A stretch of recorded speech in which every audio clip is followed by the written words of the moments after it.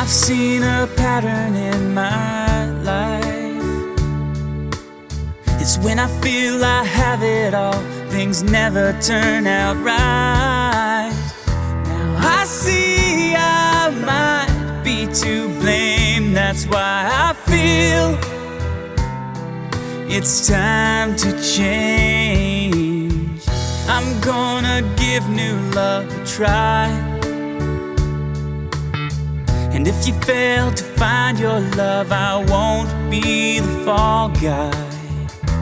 I'll guard myself from heartache, that's why I fear my heart won't take. How far will I fall?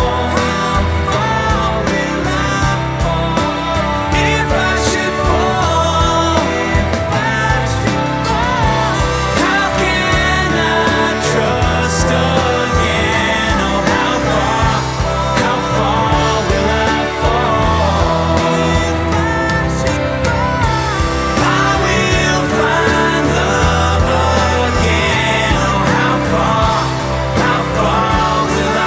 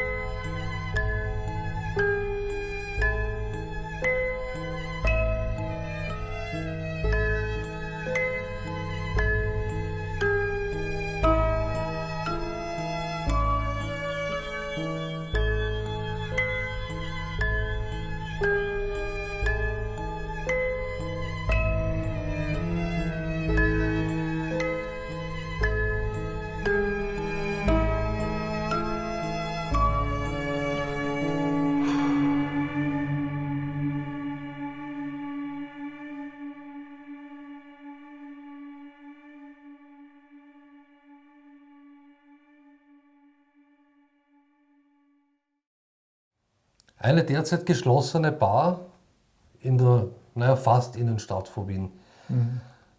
Eigentlich hat das Ganze ziemlich harmlos angefangen. Ab und zu sind Sachen wie Kassaschlüssel oder kleinere Werkzeuge verschwunden. Später dann haben die Mitarbeiter bemerkt, dass sie ein unangenehmes Gefühl haben, sich verfolgt vorgekommen sind, bei der Arbeit gestört und teilweise sogar berührt wurden, ja, Geräusche etc. Und besonders während der Nachtdienste haben sie sich beobachtet gefühlt und, in der Nacht. Und haben sich zunehmend unwohler gefühlt. In der Dunkelheit. Ja, ist schon gut. Irgendwann haben dann die Aktivitäten auch noch stark zugenommen. Das heißt, es sind Getränkekisten umgefallen, gestapelte Getränkekisten, Gläser sind aus dem Regal gestürzt. das man nicht nachvollziehen hat können. Ja, die Mitarbeiter haben immer wieder Stimmen gehört, die so etwas wie Teufel oder Hölle sagten. Im Namen, ihre Namen wurden gerufen und immer wieder so gehaucht, dass sie verschwinden sollen von diesem Ort. Der Höhepunkt war aber erreicht, als die Mitarbeiter dann eben diese Berührungen auch noch verspürt haben. Ja. Und 4 Barkeeper haben sich und das Reinigungspersonal haben sich von einem Tag auf den anderen dann geweigert, das Lokal nochmal zu betreten. Und sie wollten dann als Voraussetzung, bevor sie wiederkommen, halt die Sachen geklärt wissen, also weil es unheimlich, weil es den Leuten einfach unheimlich war. Und deswegen sind wir dann vom Besitzer gebeten worden, das einmal zu untersuchen und zu schauen, was wir herausfinden können. In der Nacht. Und das wir dann auch in der Dunkelheit. Absolut, aber sowas. Ja, über das Haus gibt es Überraschung so gut wie gar keine Informationen. Das heißt, wir sind wieder mal im Blindflug an die Sache herangegangen. Aber die Erlebnisse von den Mitarbeitern, die sind uns so eindrucksvoll geschildert worden. Ja, jetzt wollten wir beim ersten Teil der Untersuchung nicht ganz komplett blind sein und haben uns die Kinect zur Hilfe genommen. Hast du alles? Ja, das schlagt schon aus. Ja. Der Strom ist aber aus, oder? Der Strom ist aus, ja. Die FI sind unten. Okay. Das ist schon. Dann schauen wir einfach mal, was los ist. Mhm. Das ist eine merkwürdige Geschichte eigentlich, ein Lokal, wo keiner arbeiten will. Das Personal wird berührt, gestoßen. Ja. Sachen fallen runter, Sachen bewegen sich, gestapelte Kisten, Getränkekisten, die eigentlich einen guten Stand haben, kippen auf einmal, die Flaschen fallen raus. Reinigungspersonal kommt nicht mehr.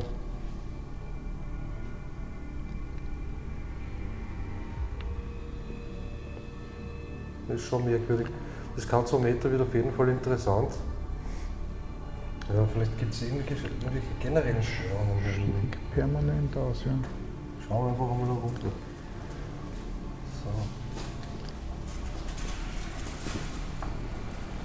So. Ist jemand hier bei uns?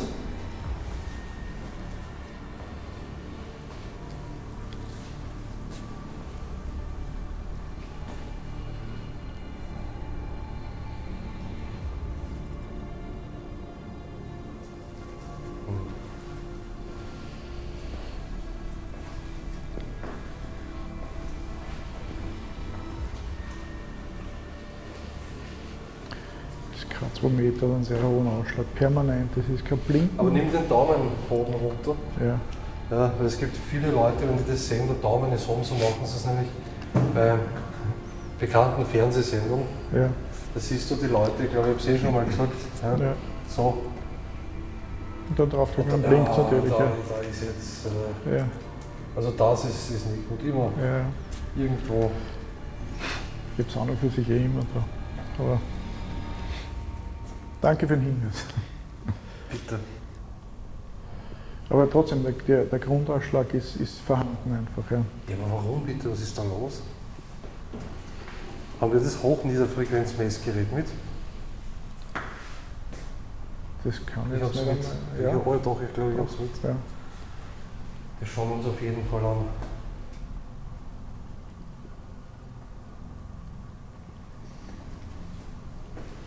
Eigentlich ein schönes Lokal wäre das. Ja. Und das nicht so Probleme hätte. Wer erschreckt denn die Leute hier?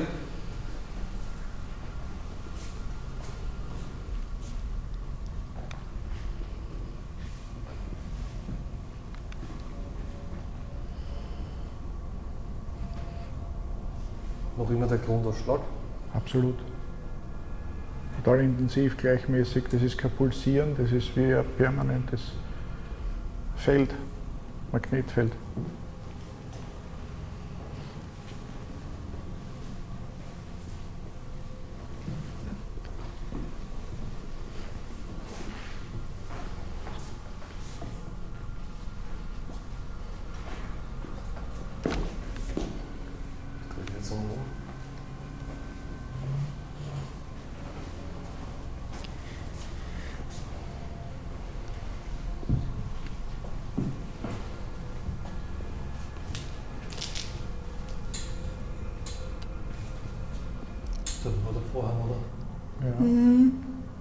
Ist da wer?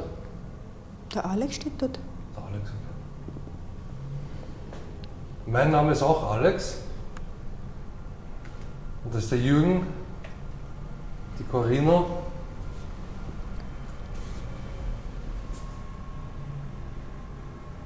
Und wir haben uns überlegt, hier zu arbeiten.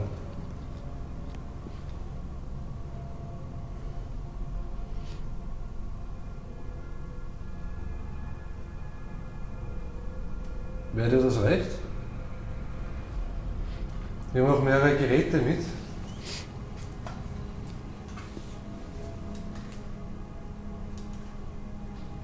Das ist unglaublich. Ich hoffe, dass wir das K2 auch sinnvoll verwenden. Jetzt ist der Bildschirmschlag weg. Der Strom ist aus. Ja, absolut. Ja. Die Schalter sind unten.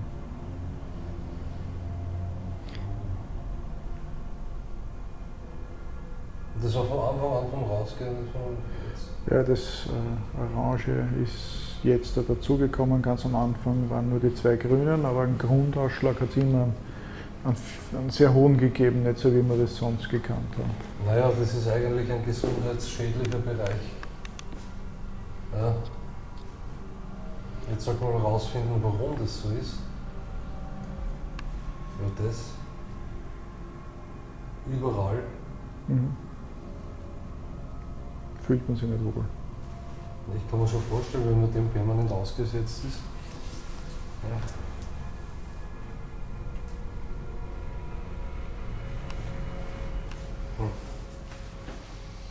Ist jemand hier, der nicht möchte, wenn Leute hier sind?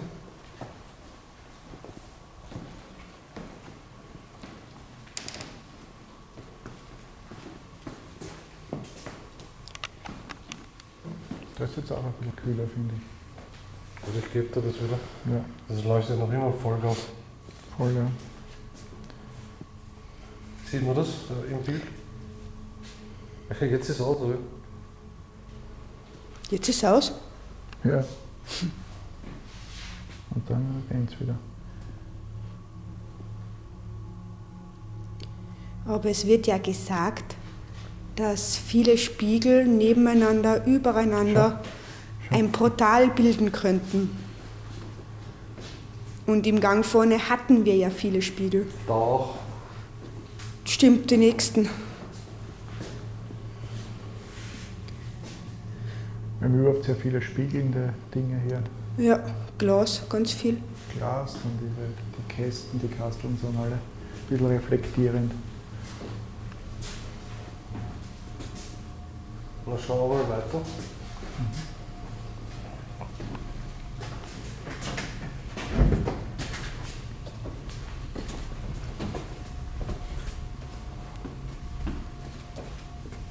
Seht ihr genug?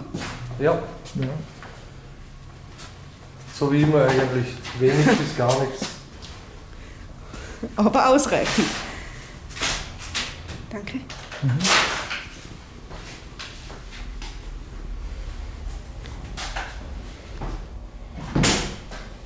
Wie schaut das K2 momentan aus? Es ist immer noch. Die orange Lampe ist Ich hab die zumindest Tür jetzt nicht. einmal aus. Aber die beiden grünen leuchten. Das ist generell überall hier ein starkes Feld eigentlich. Da ist schon wieder ein Spiegel. Das sind überall Spiegel. Ja. Schau. Holen wir mal das Hoch-Niederfrequenz-Messgerät. Wenn das Gehen wir gleich weiter.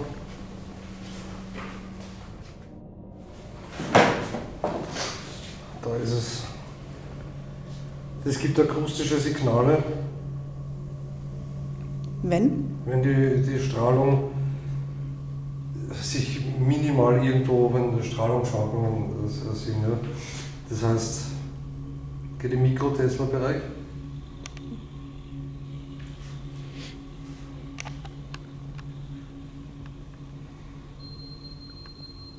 Ja.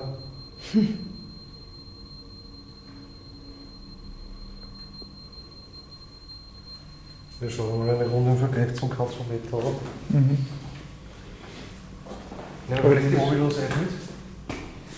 Die Ovilus-App, ja. Soll ich gerade 2 dann da lassen oder wie? Lass die Full Spectrum da. Okay. Nimm die Ovilus-App mit. In der Nacht. In der Dunkelheit. Aber sowas von. Ganz merkwürdig war das durchgehende Leuchten vom K2-Meter. Für uns war die Ermittlung an der Stelle im Kopf eigentlich schon, also für mich, ja, ich sage für mich, ja, war das schon beendet.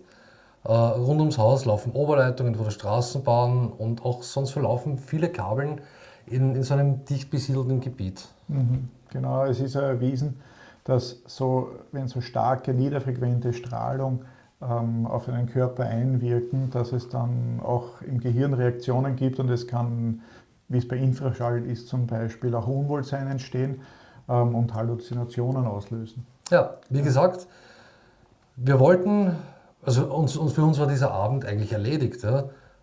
Zu der Zeit, zur Sicherheit, wollten wir das Ganze noch mit unserem Frequenzmessgerät ablaufen und über den Verlauf waren wir dann mehr als erstaunt. Ja. Also sie zeigt halt am Anfang jetzt nichts an. Ja. Aber hören wir einfach einmal rein. Du sagst, was das K2-Meter von sich gibt? Ja, schau, das K2-Meter hat sich einigermaßen beruhigt und jetzt leuchten wieder die. Aber es ist deutlich weniger. Ja, es ist deutlich weniger. Schauen wir mal durch. Da brauche ich eh nicht drauf schauen, Ja, weil das pfeift sofort los, wenn man aber jetzt irgendwo... wieder stärker. Ja, zum Beispiel, ja. Wenn man vom Teufel spricht.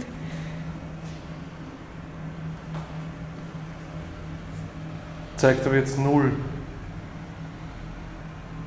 Ja, das Also einfach, K2-Meter. das ist einfach mitten im Raum.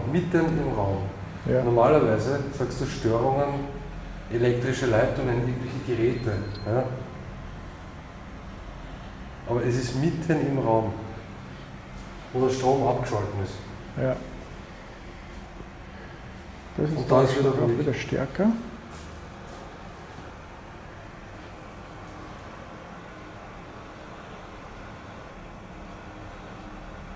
Vor allem das K2 deckt einen Niederfrequenzbereich, das ist einen Hochfrequenzbereich. Ja.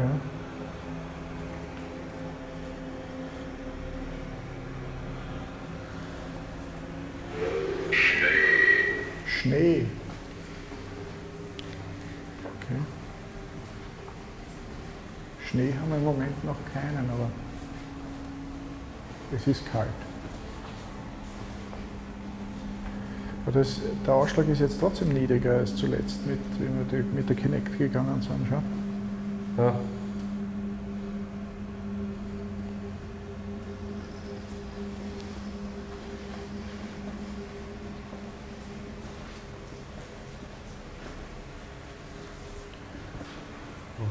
Und jetzt ist er wieder stark. Jetzt hätte ich Piraten verstanden, sie gibt leider noch nichts aus.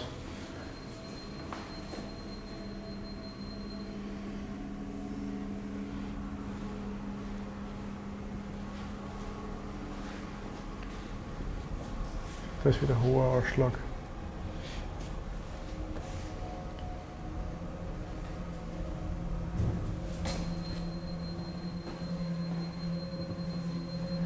Aber wie gibt es? Der Kippschalter Ja, ist aus, der Strom ist aus. Es ist ja total der Strom aus, ja. Das von außerhalb kommt. Sie war grausam. Wenn das pfeift und blinkt, ja, dann geht es in einen gesundheitsschädlichen Bereich. Ja. Aber absolut. Das ist da überall. Ja. Da sagt man, da soll man nicht wohnen. Das ist kein Bereich, oder da soll man sich nicht länger aufhalten in so einem Ja. Bereich. Ich überlege, ne? Oberhalb sind ja sicher Wohnungen, gell? Das geht nicht so weit. Künstler.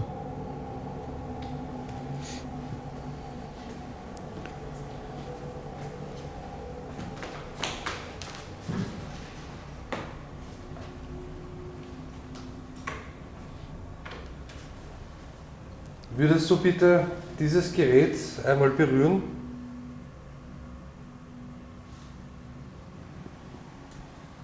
Oder dich nähern?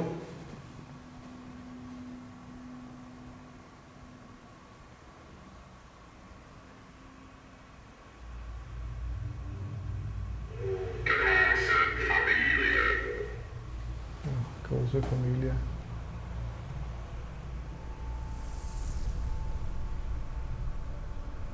Permanent. Gleichbleibend.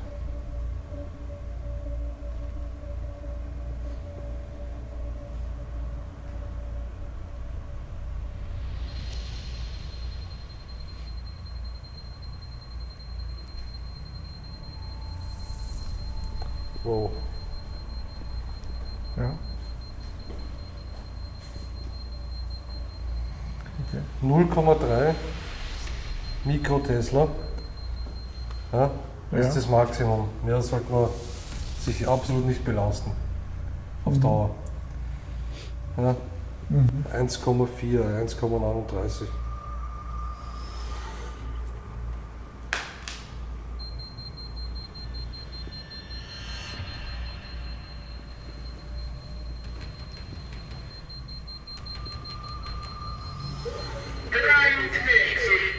Achtung, ich komme näher zum Filmen.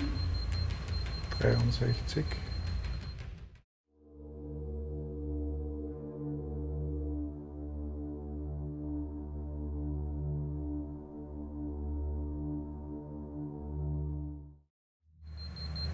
Hoffentlich sieht man, ja, man sieht's.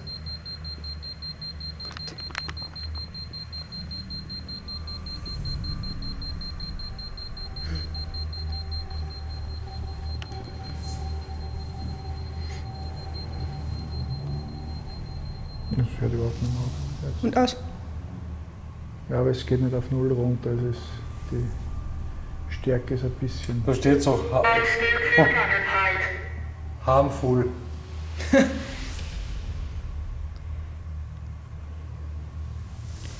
Will uns hier jemand wehtun?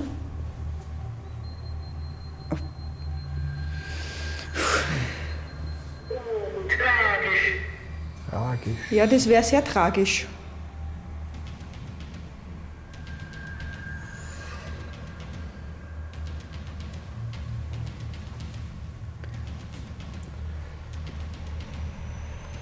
Ist hier jemand, der permanent die Leute erschreckt? Das hat jetzt gut gepasst. Das ist gerade so unpackbar. Kannst du das auch bitte wieder sein lassen? Ja. Ein Unfall.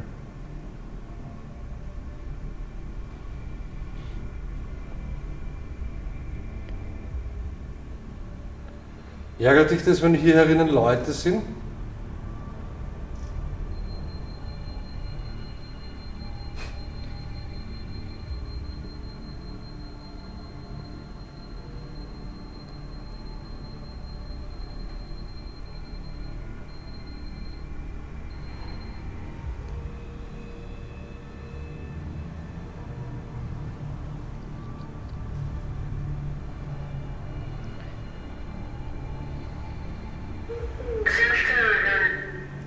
Zerstören. Was möchtest du denn zerstören? Die Menschen, die hier herinnen sind? Also Ich glaube. Also, das ist nicht mehr schön.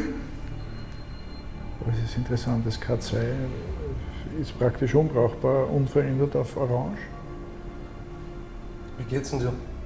Bei mir ist, Hört mir zu, oder? das wäre möglich, ich habe es jetzt so nicht gut verstanden. Mir ist kalt, da ist es auch noch kälter. Ja, ich fühle mich nicht wohl. Ja. ermüdend irgendwie auch.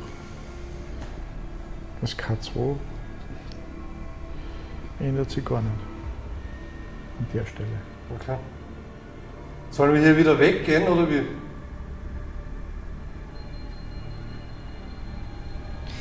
Ist das Gerät irgendwie beeinflussbar? Naja, es nimmt Feldstärken auf und wenn die Feldstärke sich ändert, dann kann es. Nein, keine. Was war die Frage? Ja, genau, das müssen wir jetzt so wissen. Das Gerät beeinflussbar ist? Nein, keiner. Hunderte.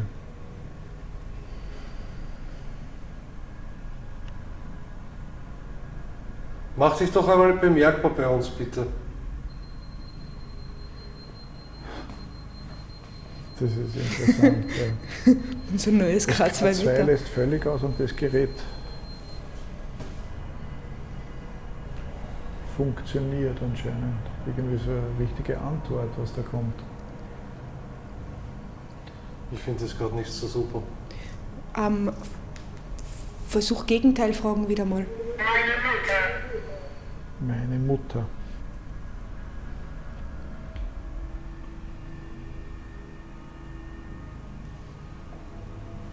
Wenn du dich freust, dass wir hier sind,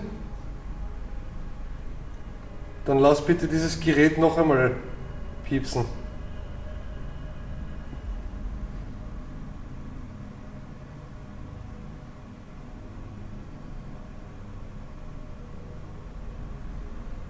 Und jetzt bitte berühr das Gerät, wenn wir wieder gehen sollen.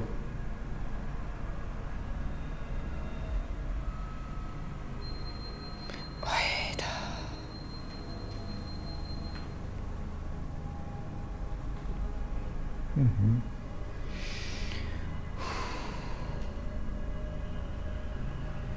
Sollen wir da bleiben?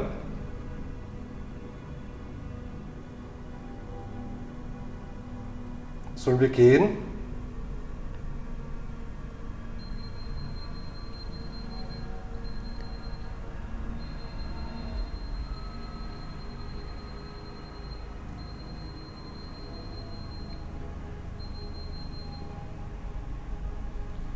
Das ist wie ein mehrfaches Rufzeichen.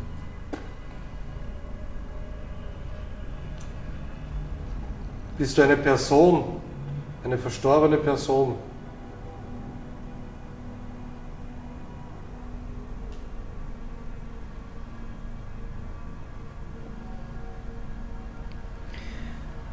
Bist du gemein?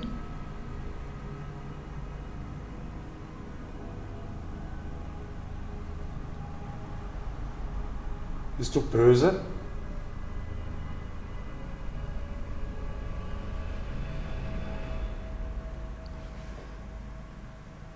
Bist du freundlich?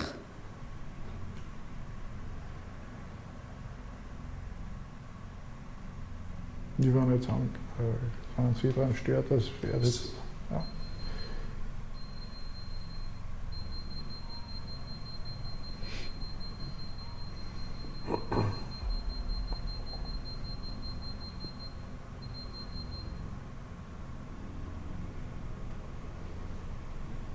Bist du teuflisch? Schwarz. Schwarz? Ja.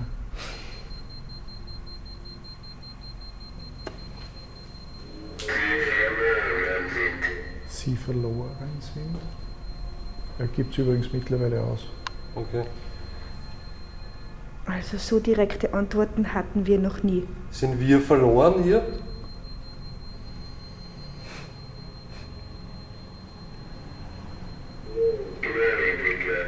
Gläubige. Hast du etwas gegen gläubige Leute?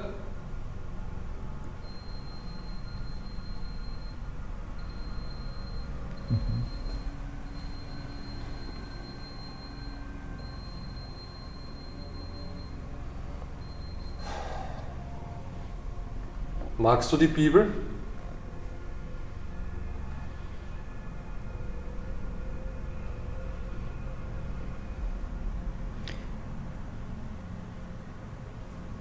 Magst du den Koran?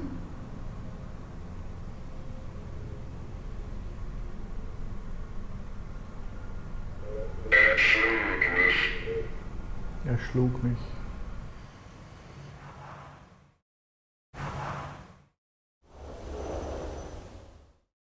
Was war das? Da draußen. Kommst du aus der Hölle?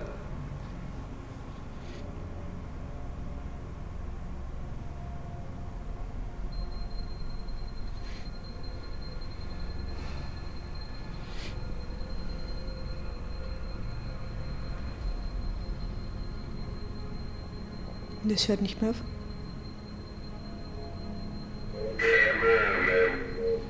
Verloren. Schon wieder.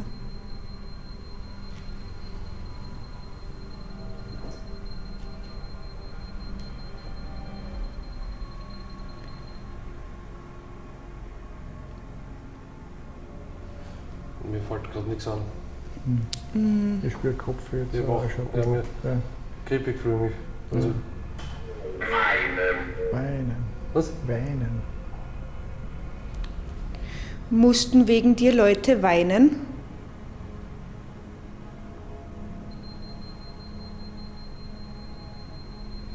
Also, es wirkt ziemlich bösartig, was dann an Antworten kommt.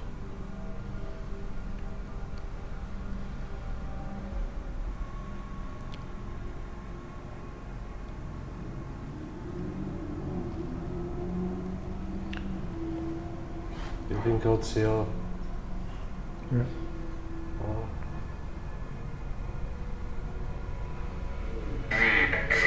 Also du möchtest uns auf jeden Fall Angst machen, richtig?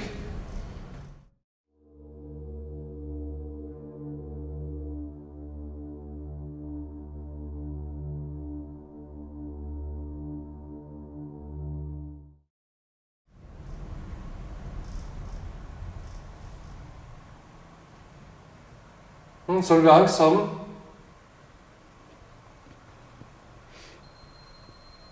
Ja. Dann schmeiß doch irgendwas runter da herinnen, bitte. Komm, mach doch Krach, schmeiß was runter. So wie das bei den Leuten machst, die hier gearbeitet haben. Die haben gesagt, da fallen viele Sachen hier runter. 13.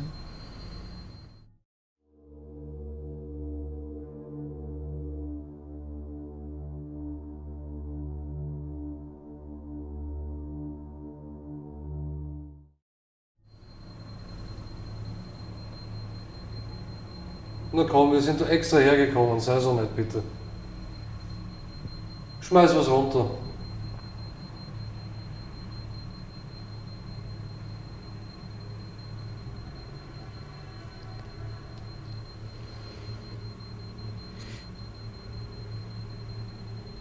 Du kannst das nicht. Das hört jetzt gar nicht mehr auf. Ja.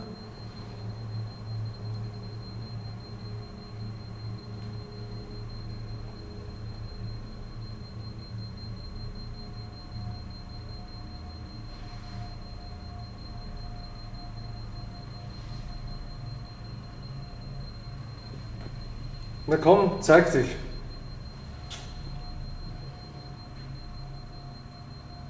Mach dich bemerkbar.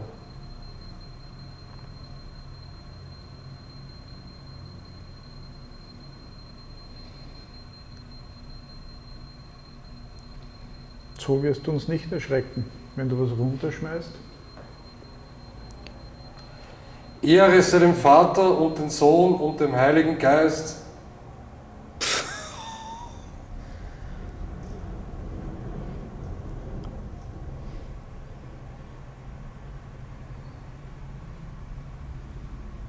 So wie am Anfang, so auch jetzt und alle Zeit und in Ewigkeit.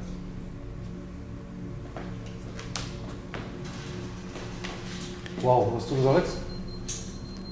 Alex, was tut das? Keine Ahnung. Was hat jetzt so gescheppert?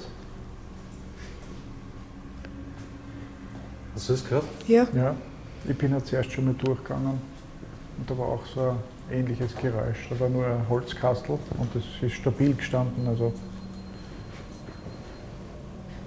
passt. Na, das kannst nicht du gewesen sein, Alex. Kannst du das Geräusch bitte nochmal machen? Das habe ich jetzt nicht verstanden. Kollidierte.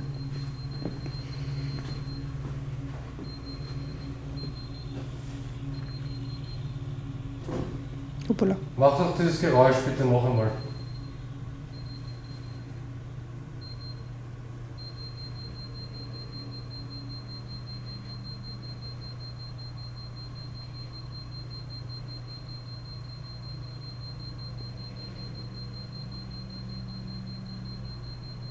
Einmal.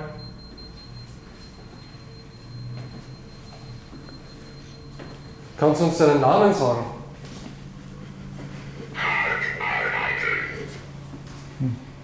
Bearbeitung. Ja, das wollten die Leute hier. Hat nicht funktioniert, die hast du verjagt hier, oder?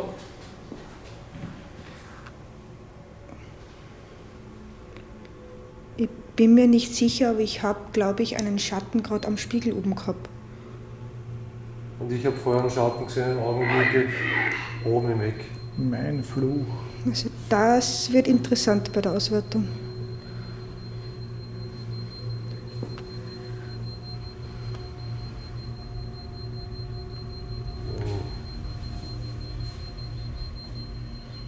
Druck in den Ohren. Nein, es ist. Laut, schmerzend. Nein.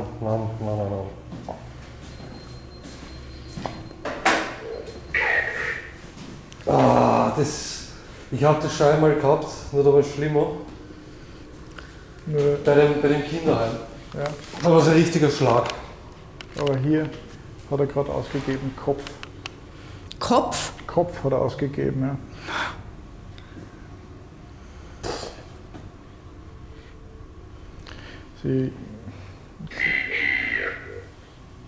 Sie hier, Wer ist hier? genau.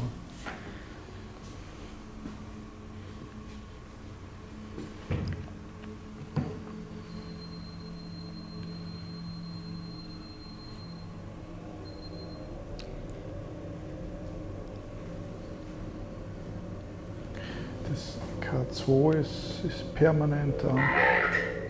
Mord. Jetzt wird es noch besser. Was machen wir jetzt? Kannst du das Gerät bitte stoppen?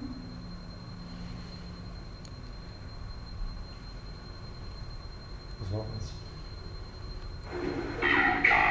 Lukas. Das wirkt schon echt biblisch.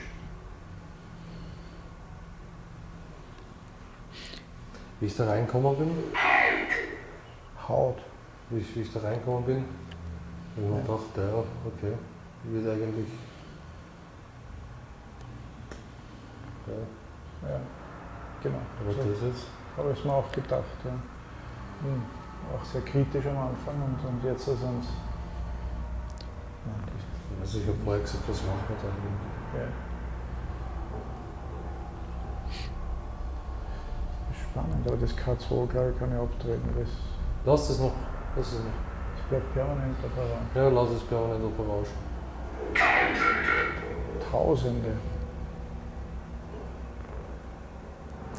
Warum habe ich bei den Untersuchungen, wo sowas passiert, mit Schlägen oder mit dem, was ich jetzt gerade in diesem dröhnenden Ton, ja, immer dann noch Herzrhythmusstörungen? Jedes Mal. Machst du das, oder? Ja, super. Ja, wenn du möchtest, dass wir gehen, dann schmeiß was runter, mach so einen richtigen Krach und wir gehen, okay?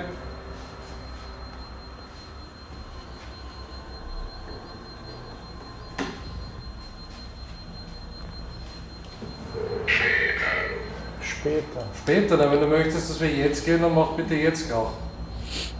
Später sind wir immer noch da. Wir werden lange da bleiben.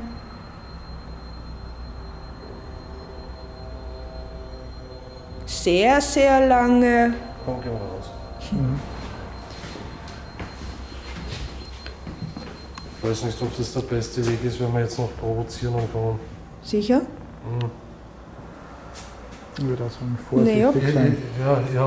Ich hab keine Angst oder so, aber ich habe ein ganz blödes Gefühl. Okay.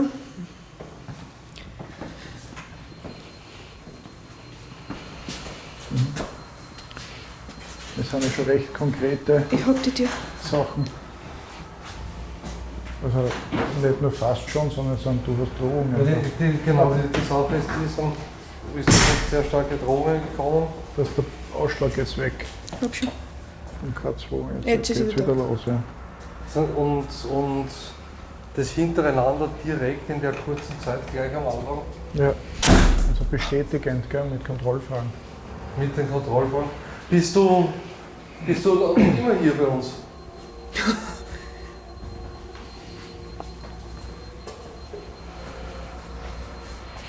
Das ist interessant. Das K2 variiert jetzt wieder.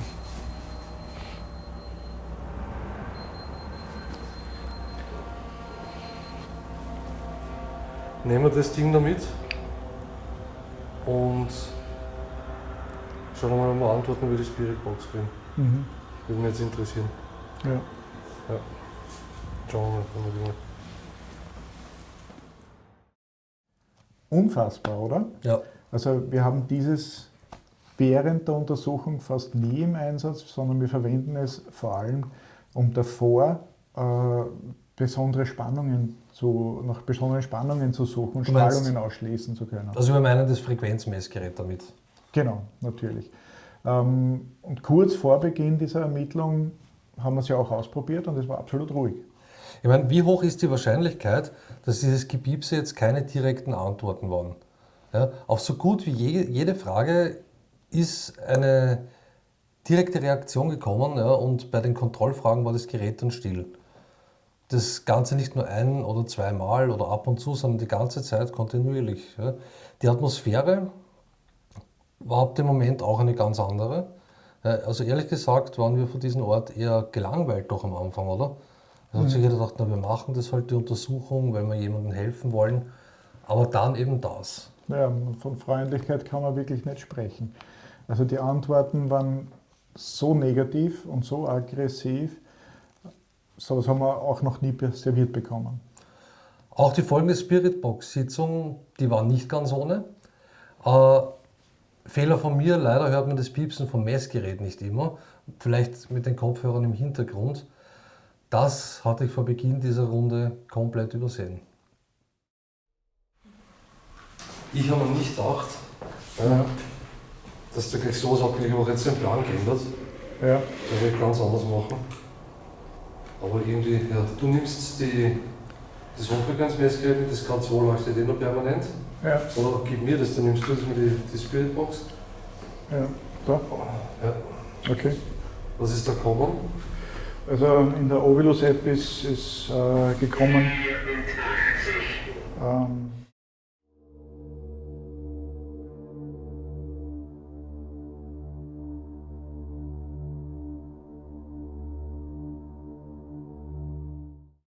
Ich glaube kaum, wenn was Böses im Raum ist, dass da biblische Stellen genannt werden. ja, Oder Psalme, aber ich schaue mir es trotzdem an. nein, Und schon wieder habe ich Herzog nicht gegangen. ich kann mir schon vorstellen, dass da was kommt in die Richtung, Als Hohn oder wie? als Hohn zum Beispiel, oder wenn irgendwo so eine Referenz drinnen steht. Es gibt ja oft einen Teufelsbezug in der Bibel auch. Schau, zustimmendes die Gepiepse. Engel. Was ist gehört? Teufelsbezug? Ja, Ja. stimmt. Ja. Was war denn noch? Dann ist gekommen, verloren die Engel. Ich glaube, das war noch Oder verlorene Engel? verloren die Engel. Dann 5, dann kam 42, also für die Douglas Adams Fans die Antwort auf überhaupt alles. Nein, 42. Dann ist Rauch Oder der Sinn gekommen. des Lebens, oder? Ähm, Hat der ausgerechnet, oder? Also das war auch irgendwo. Wo Computer ausgerechnet hat, der Sinn des Lebens ist ja, was ist die, 42 was ist die Antwort auf alles, auf der genau, Sinn des Lebens und so. Und wir sind jetzt nicht in einer Science-Fiction-Situation. Ich komme heute tatsächlich so vor. Ja. 42, super, Herr Stefan, jetzt vorgelesen 42. Rauch, dann ist Boxen gekommen, Apokalypse. Gefallene Engel, Rauch, Apokalypse. Ja, dann ist Haut gekommen, das ist schon zweimal gekommen heute. Pflege. Ja, dann allgemeinen Sagen. Fenster, Landschaft. Dann ist 84 gekommen. Und zuerst haben wir auch gehabt Mord und so und Tod. Und zum Schluss ist da jetzt gekommen Auto, Unfall, Angst, war gerade eben zu hören und jetzt zu hassen. Weist auf jeden Fall, wenn man das zu ernst nimmt, auf eine rosige Zukunft hin, oder? Ja.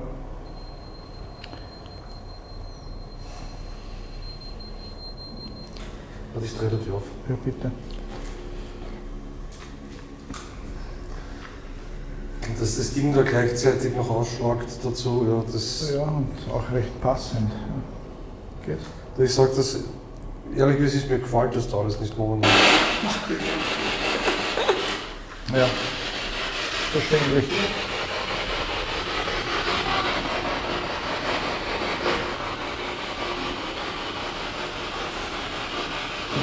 Schauen wir mal runter.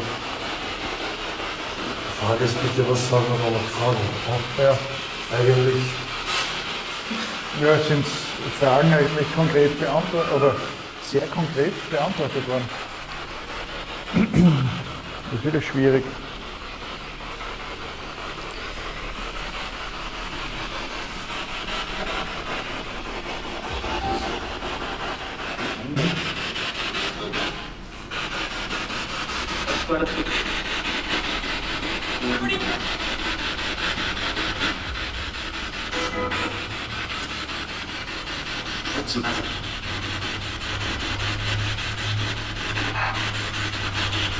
Was war das für ein Geräusch? Hast du das gehört? Hallo. Ist der Teufel hier herinnen? Das hört man jetzt nicht, das Pfeifen. Ja. Man sieht es nur blinken.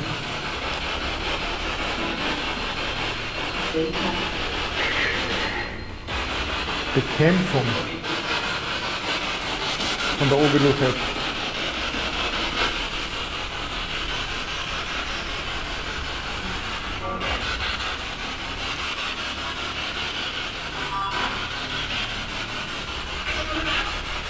Was hat dieser Ort mit dem Teufel zu tun?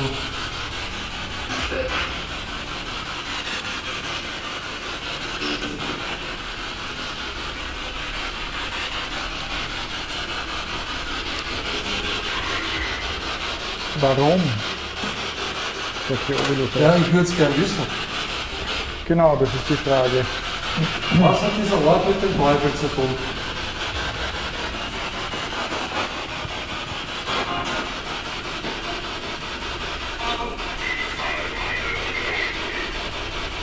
Sie war meine Freundin. Ja, das haben wir schon öfter gehört, oder?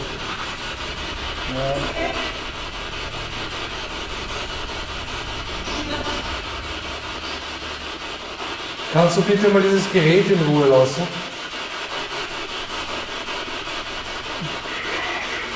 Ja. Fragen Sie. Ist jetzt kommen? Ja, es wird genau kommen. Wie ist dein Name?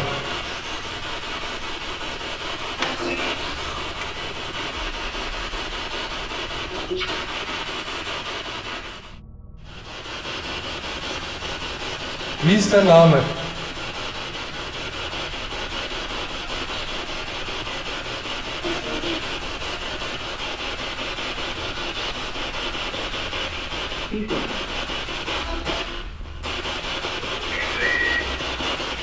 Gerne.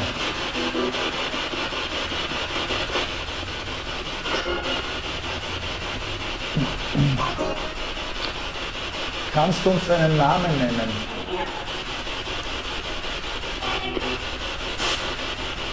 Das war jetzt irgendwie so wie ganz verzerrt, ja. Ich habe ja auch gehört, ja. Das tut nichts. Oder der Name ist nicht für uns verständlich. Nennt man dich auch Beelzebub? Zu stören. Ja, schon wieder der Piep. Ich hoffe, man sieht es auf der Kamera. Das ist Gerät jetzt wieder piepst und ich hoffe, man hört es auf dem Mikrofon. Und zwar unmittelbar Das auf ist die ein bisschen Frage. ungünstig mit der Spiritbox. Ja.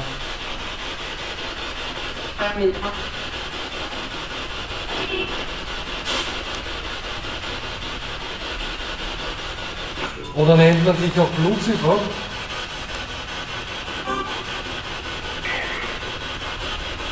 Kommen. Was? Kommen. Und das hat gepiept, ja. Wer kommt denn? Verdammt nicht. Wir haben noch nie so was zur Anhäufung von Negativität bei einer Untersuchung gehabt. Ja, absolut, ja.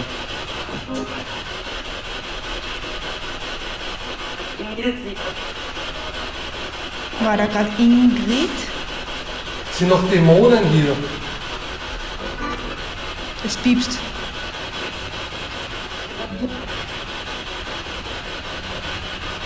Warum? Ich habe Angst. Das glaube ich.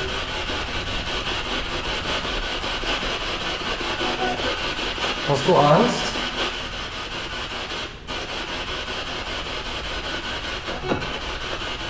Aber du findest es lustig, wenn jemand Angst hat, oder? Davon lebst du. Das ist deine Nahrung, die Angst.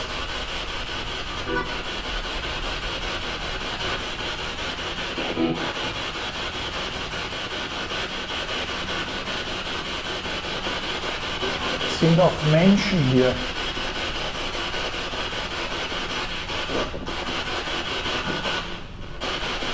Hältst du sie gefangen?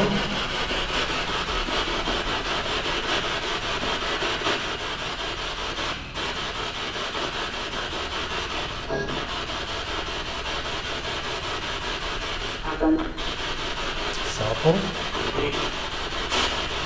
Auf Lucifer hat er nicht reagiert. Auf Beelzebub. Ich hab Satan gehört.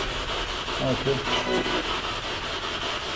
Wie viele Aber ist nicht Menschen klar. sind hier?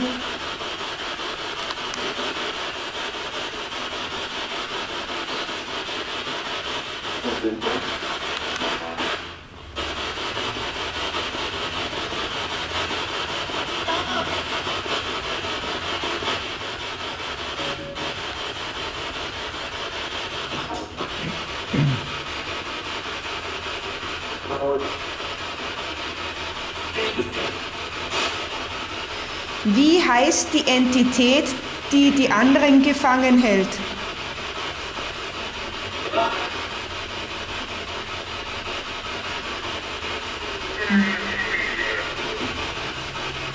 Ohne Familie.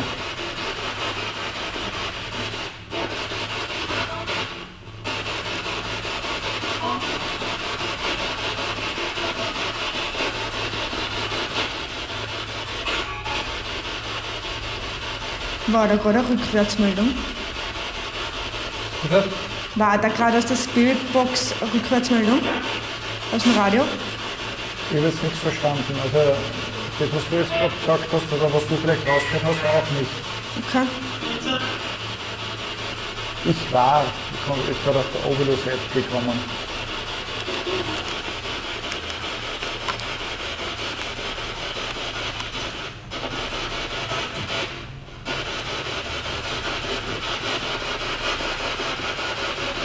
Ist hier ein Portal? Durch die Spiegel vielleicht?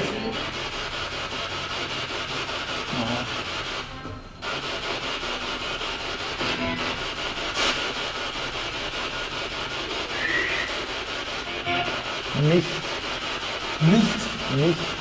ja, Ja. Nicht. ja. Da sagt ja der Teufel und Dämonen lügen gerne, oder?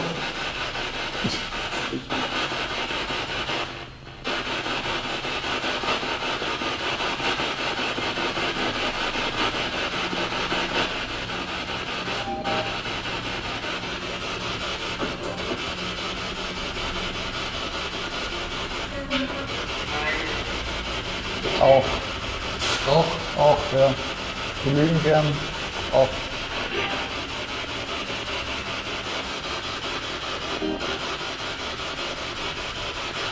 Mach doch Kraftübungen. Ja, genau. Tob dich aus.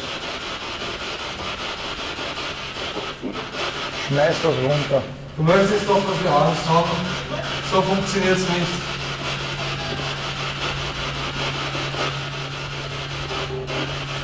Ja, das gibt's schon wieder. Okay. Krieg.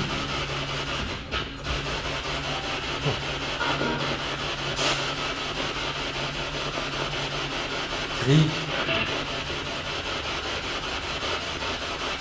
Der Krieg zwischen Himmel und Hölle, der Krieg zwischen Gut und Böse, oder? Ja, das wieder blinkt schon wieder.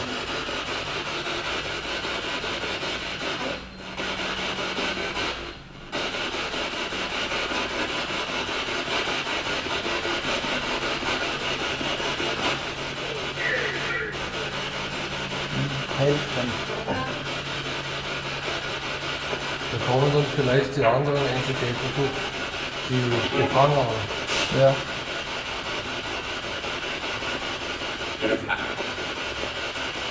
Wie können wir euch helfen?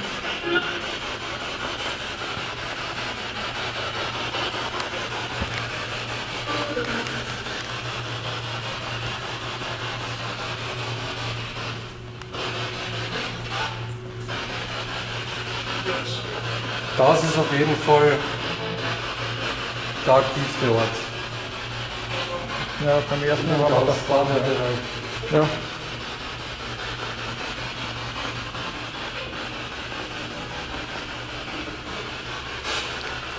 Die Corinna, der Alex, der Jürgen und ich haben alle Schmerzen irgendwo heute. Weißt du was darüber?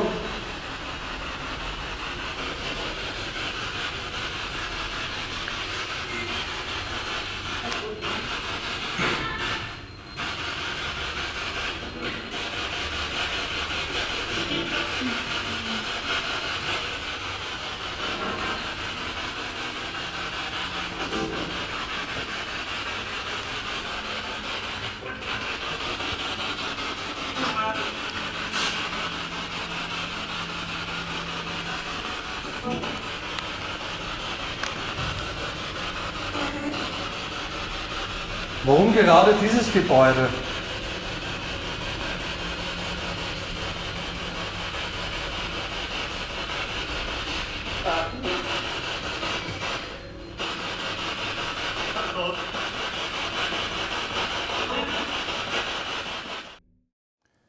Ja, und gleich zu Beginn kamen die Meldungen Auto und Unfall auch nicht gerade gut herüber. Das war nicht sehr aufbauend. Noch dazu war ein Crewmitglied ja nach einer Untersuchung, ist nicht so lange her, auch einen Unfall hatte. Ein Kurzzeit-Crewmitglied. Oh. Ja, aber trotzdem, also es war bemerkenswert und das ist natürlich ein bisschen seltsam. Und dann kam auch gleich die Aufforderung, dass wir diesen Ort verlassen sollen und zwar sofort. Dann kam Hölle und ihr zwei. Hallo und Ende kann man sehr gut zusammenfügen, ja, die beiden Worte, die da gekommen sind. Und das kommt jetzt auch nicht so gerade freundlich rüber. Ja. Was war das hier? Wir sind da, sterbt. Ist auch, Das ist absolut nicht freundlich, gell? naja, sicher nicht, ja. Oder? Ja, nicht wirklich. War nicht so angenehm. Dazu immer diese passenden und wiederkehrenden Signale vor dem Messgerät. Dann kam, was kam noch? Gehen kam, zu stören, verdammt mich. Ja, was soll man dazu sagen? Wir haben das in der Form eigentlich noch nie gehabt, oder? Die einzige Ausnahme war, ich habe Angst vor euch. Ja. Ja, das war mal so in eine andere Richtung, aber dann ist es schon wieder weitergegangen. Ja, dann kam Beelzebub, der Tod, geh und dazu wieder das Messgerät. Das Ärgste war die Meldung gefangen, als wir fragten, ob eben jemand hier gefangen ist. Und das noch dazu aus der Spiritbox. Sehr, sehr passend und für uns ein wichtiger Hinweis. Leider konnten wir das aber erst bei der Auswertung hören. so wie das meistens der Fall ist.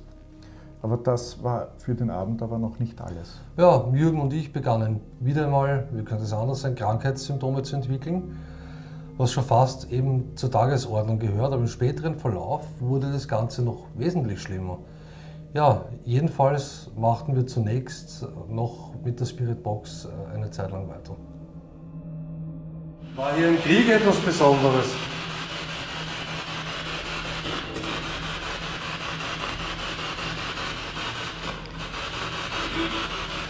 Oder noch früher?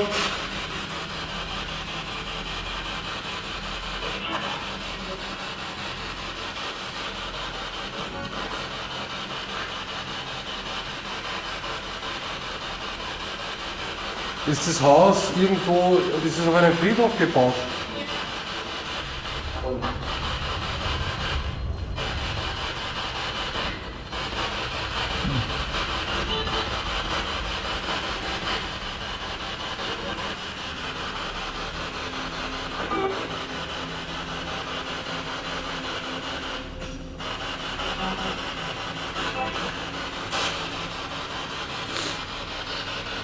Hat es in diesem Haus eine erhöhte Anzahl an Tötungsdelikten gegeben?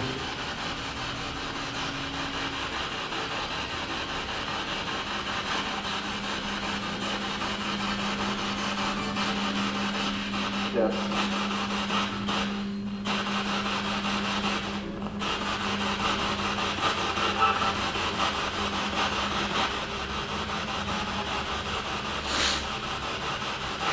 Ich kann mir schon vorstellen, warum. Blutigen Blatt. Blutigen Blatt? Ja.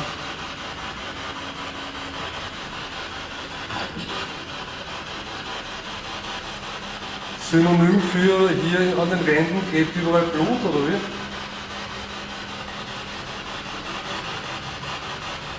Also bei allem, was irgendwie negativ ist, was man Frage stellen, fängt es zum Gipsen an. Kommt mir so vor. Das kommt ja nicht so vor, Jürgen, das ist so. Ja. Kannst, Notfall. Bitte? na, ich will gerne was fragen.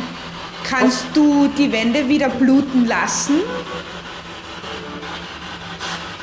Was war da? Da war Notfall. Notfall.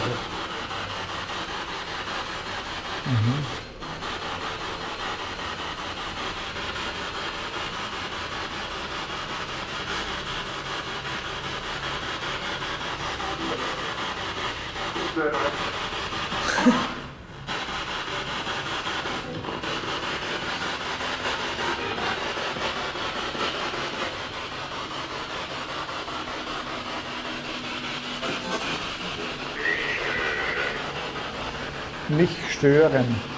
Mich stören, stören wir dich.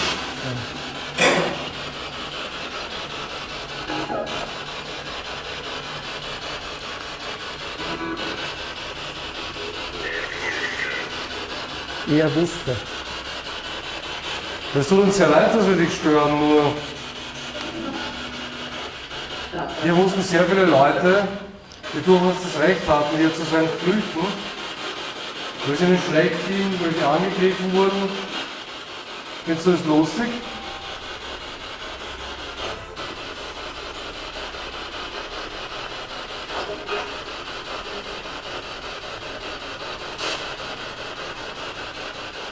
Na komm, ich bin mir sicher, du findest es lustig, oder? Sonst wäre es ja nicht so. Es piepst schon wieder.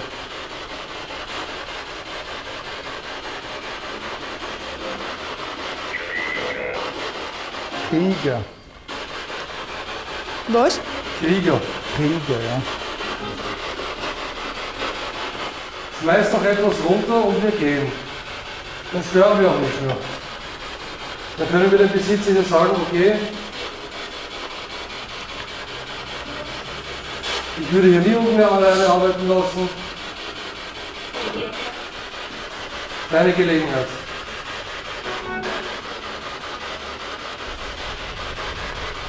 Oder kannst du nichts herunterschmeißen?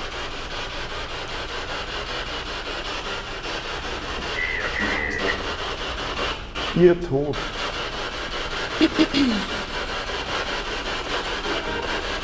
Ja. Unserer.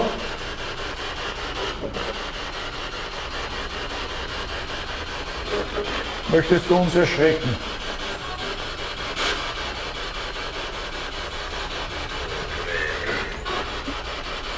Werden. Werden. Ihr tot werden. Ja.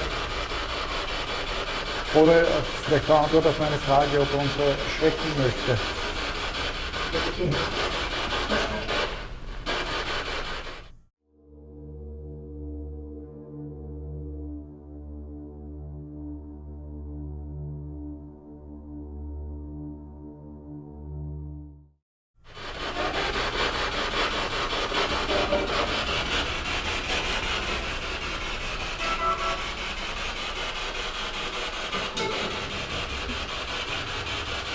Wirst du uns noch erschrecken?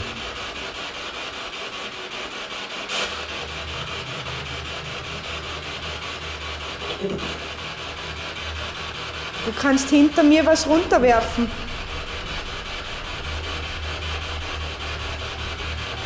Eine sterbende Person hat einmal zu mir gesagt, der Tod ist keine Bedrohung, der Tod ist keine Strafe.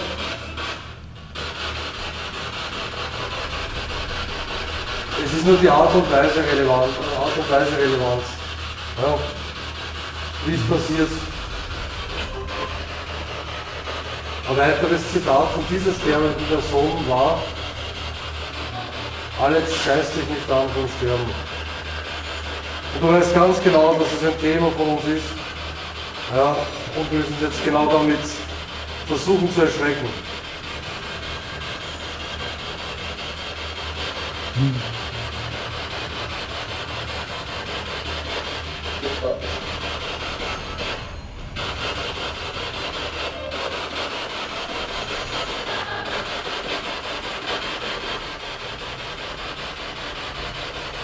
Und ich sage dir ganz ehrlich, wenn du so mächtig bist, du weißt ganz genau, wie es mir jeden Tag geht, seit Jahren, womit willst du mir drohen?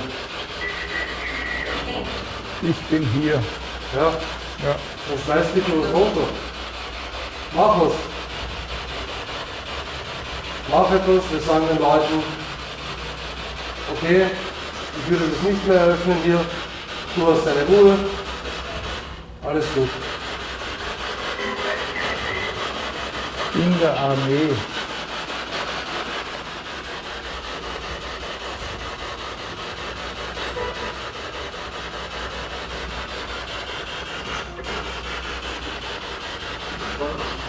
Wir haben absolut keinen Bock hier, dass du irgendwen mit dem Tod bedrohst. Das ist verstanden.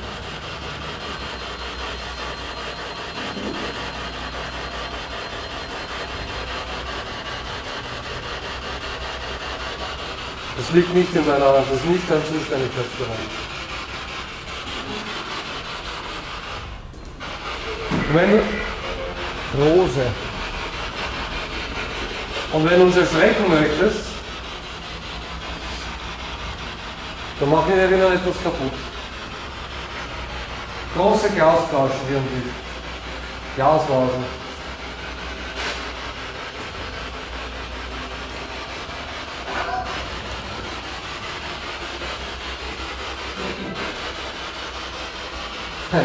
Oder man könnte auch sagen, das Bierglas von Alex, oder? Also Alex, ein kleines Bierglas. Sehr. Bitte verzeihen. Jetzt prinzipiell kein Problem, wir können dir gerne verzeihen, wenn dir das hilft. Oder ist es eine Präsenz, die eingesperrt ist und dir um Verzeihung bittet? Ich jetzt nicht.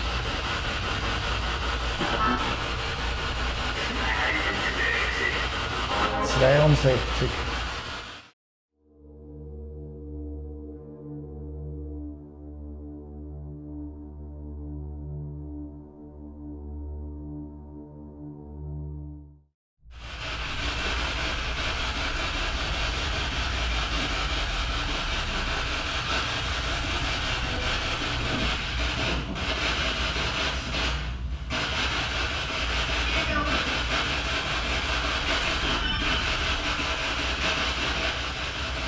Du bist nicht der Teufel oder ein Dämon. Du bist ein Mensch, der hier gefangen ist, der frustriert ist, weil er nicht rauskommt, keinen Ausweg sieht.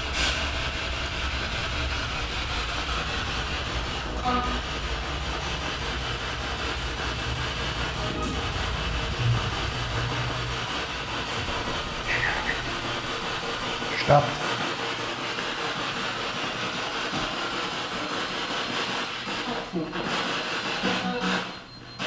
Kopf, ja, das.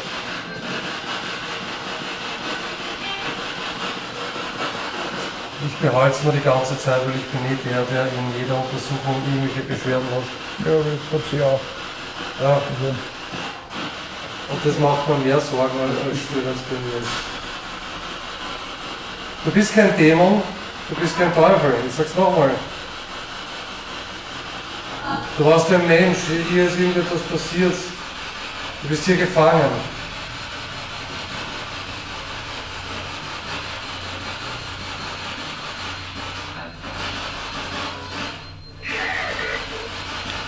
schade. Und jetzt hast du die Gelegenheit, uns deine Geschichte zu erzählen. Und vielleicht können wir dir Hilfe organisieren.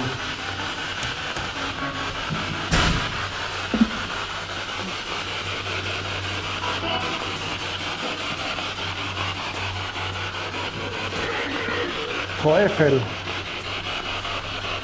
Noch wieder. Es ist ganz konkret Teufel gekommen. Steht da. Ja.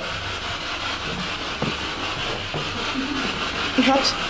Ja. Aber jetzt filmst du das mal ab. Teufel. Bitte.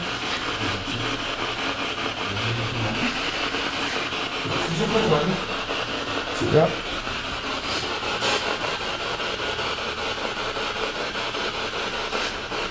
Das haben wir noch nicht gemacht. Noch gar nicht. Also, Und stopp. Ich sehe es momentan nicht. Geht? ich habe momentan eine Gänsehaut nach der anderen. Mir ist speiübel. Speiübel. Und mir ist es abwirkt und da bin ich mir wirklich reingestoppt. Ja. Boah. Stock ist gekommen. Nicht Stock, sondern Stock. Stock. Ja. Im Dialekt ein Stecken. Teufel hast du drauf.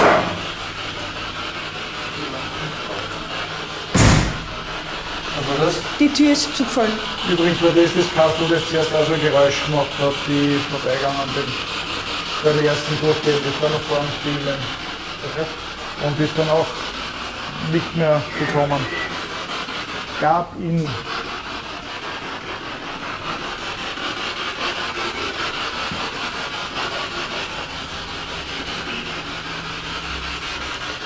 Die Frage ist, ich bin jetzt nur verunsichert, Jürgen. Ja. Was machen wir? Portal. Drehen wir mal das da ab. Ja.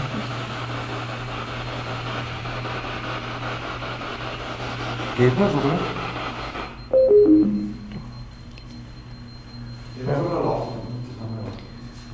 Warte mal, Ja. was machen wir, Jürgen? Was meinst Naja, was meinst du, wenn man das alles zusammenzählt? du? Ja, ist sehr negativ, gell?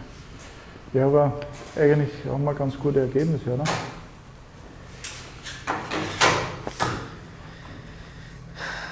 Komm, wir sind in die Irre geführt vor. Naja, ich denke mal. Ja, klar, denke ich mir auch, ja. Also irgendwie wie Lügen die ganze Zeit, gell? Alex, wie geht's dir? Also ein bisschen Kreuzweh. Ist das typisch für dich? Nein. Jürgen? Bei mir ist Kopfweh. Das Genick tut mir weh. Und immer wieder Kreuz. Corinna? Ich habe gerade Schmerzen und mir ist speiübel. Das ist kein Übel. Als wie wenn ich in der nächsten Minute abdrehen müsste und brechen müsste.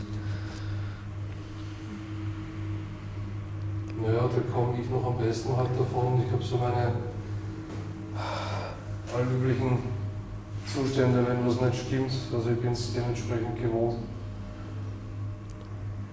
Machen wir mal eine kurze Pause, schauen wir dann, wie es jedem von uns geht. Bitte, ja. Und eventuell Portal oder auch Ende. Ja, Ja, auf jeden Fall können wir dem Vermieter jetzt schon sagen, okay, da muss er genauer drüber schauen. Ja. Also genauer drüber schauen ist gut. Der Berg. Wenn der Strom ist ausgeschaltet, da braucht der technische nicht mehr drüber schauen. Geschichtlich vielleicht, meine ich. Ja, Friedhof und diese Hinweise, aber dann so schlimm. ja. Okay, dann machen wir Schluss. Aber eins nur fällt mir noch ein, der Vermieter, der gesagt hat, familiäre so Eheprobleme, das könnte vielleicht auch reinspielen. Wenn sich da die Leute generell so unwohl fühlen. Stimmt, Gell? das hat er Lassen gesagt. wir Ja. da auf jeden Fall eine Pause. Machen wir eine Pause. Ja. Auch hier wieder eine Bedrohung nach der anderen. Ein äußerst unangenehmer Ort, dem ich eigentlich zu Beginn ganz locker entgegengesehen habe. Ja, wieder diese Er kommt und sie kommen Hinweise und gefühlt waren die Todesdrohungen auch gegen uns gerichtet. Ja, das stimmt, das ist so rübergekommen. Die Corinna zum Beispiel ist eine sehr solide, robuste Persönlichkeit, die man nicht so leicht aus der Bahn werfen kann. Und die hört man auch nicht klagen, die ist immer sehr aufmerksam, hat immer gute Laune und sogar wenn sie krank ist, macht es noch immer Witze. Und Ja, dass es ihr dann stimmt. so schlecht gegangen ist, dass ein Abbruch im Raum stand, das war etwas ganz Neues. Auf die Sekunde, ja, so richtig zack, und das war. Ja, es ist, ich habe es am Anfang gar nicht so realisiert, aber es ist ihr wirklich nicht gut gegangen und es ist dann auch deutlich rausgekommen, immer mehr. Ja. Sie hatte massive Übelkeit, sie hat später dann sogar noch Fieber bekommen und es war nicht jetzt so diese aktuelle Erkrankung, die gerade grassiert, noch irgendwas, was man sonst zuordnen hätte können. Aber bis am nächsten Abend hat sich das dann wieder beruhigt und da ist sie dann wieder gut gegangen. Ja, und du und ich waren ja auch bis am nächsten Abend eigentlich so drauf, als hätten wir die ganze Nacht durchgefeiert, oder? Ja. Man muss vorsichtig mit Interpretationen sein, das ist klar. Nur hat keiner von uns einen Plan, was da jetzt wirklich mit uns passiert ist. Außerdem hatten danach alle Teammitglieder so eine circa einwöchige Pechphase. Es ist echt nicht gut gelaufen für niemanden die ganze Woche. Kaputte Geräte zu Hause, nichts hat funktioniert wie gewohnt, jeder von uns träge, unkonzentriert und sogar teilweise aggressiv. Ja. Und mittlerweile gibt sie das aber wieder langsam. Es wurde auf jeden Fall immer klarer, warum der Besitzer uns gebeten hat, dass wir da recherchieren sollen, warum wir da eine Nacht verbringen sollten. In der Dunkelheit. Ja, alleine deshalb, weil er schon an seinen Verstand zweifelte und er tatsächlich Angst hatte, dass er verrückt wird. Seinen ehemaligen Mitarbeiter und Mitarbeiterinnen ist es da sehr ähnlich ergangen. Alle haben den Job wirklich gern gemacht, aber es war einfach zu beunruhigend und es war schon zu viel. Wir hoffen auf jeden Fall sehr, dass wir aus dem Portal noch mehrere Hinweise bekommen und begannen gleich im Anschluss mit der Portalsession. Ja. Gut, Corinna geht's halbwegs wieder. Und also wissen wir dir, bei mir ist es Fühle mich nicht so recht. Das Kopf ist eine Spur besser geworden, aber kalt ist noch mehr geworden. ja, also machen wir halt solange es geht. Also ihr schaut, glaube ich, wenn wir da jetzt nicht reinhören würden, kurz mit dem Portal. Ja. Stimmt. Aber das ist ja ein Board. Ich habe zuerst gedacht, das schaut alles so modern aus und Ja, was soll da eigentlich sein, aber Ja. das ist schon.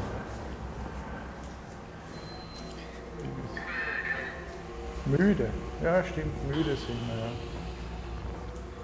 wir, ja. Lokalgäste. Ja, macht's mal Lokalgäste. Gäste sind ja unerwünscht, oder?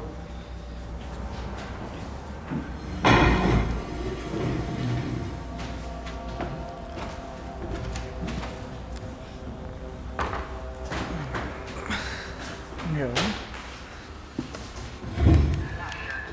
Flaschen, ja. Danke sehr. Ich meine dich.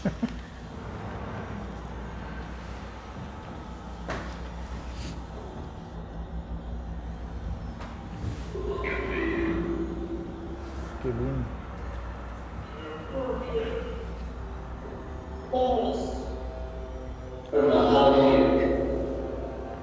Sand.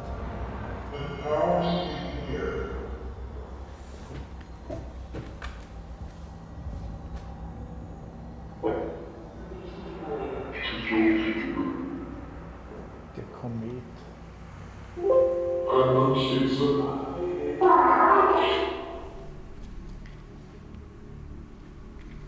Kennst du dieses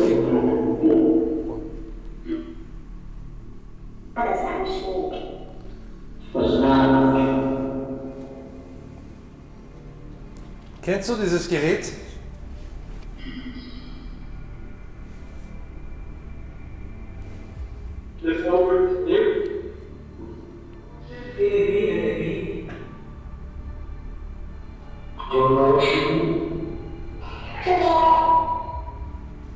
Häuser.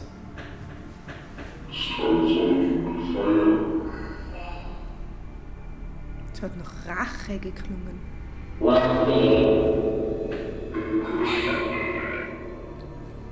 Meine Ehre. Wird zu Rache gegessen.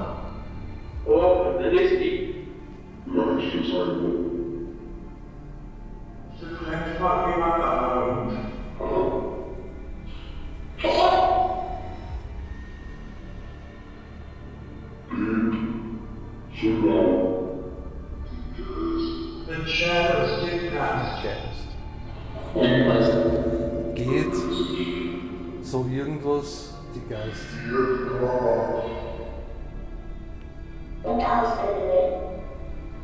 Und ausgegangen. Da aus der Kiste. Irgend sowas oder große Kiste.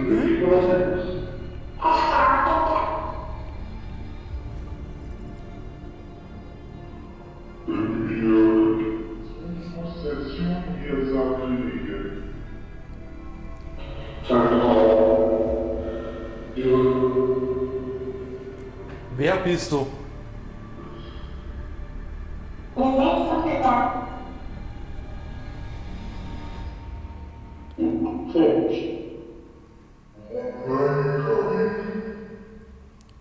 Bist du noch da?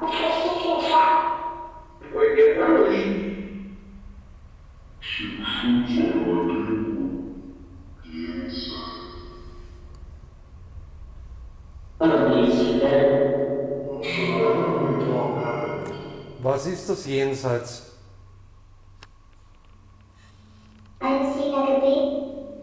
Wie ist mit Weg? Ein Weg?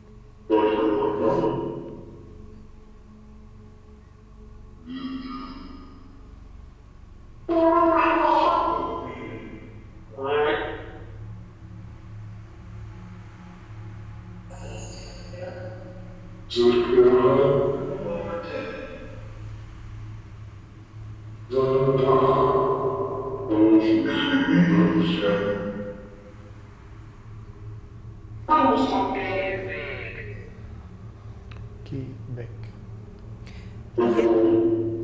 Hatten wir das schon mal aus der App? Irgendwo? Ich könnte es jetzt nicht sagen.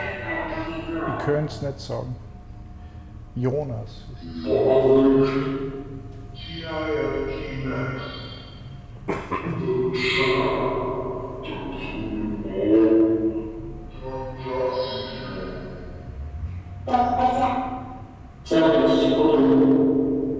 Wo ist das Jenseits? Sag uns bitte, wo ist das Jenseits?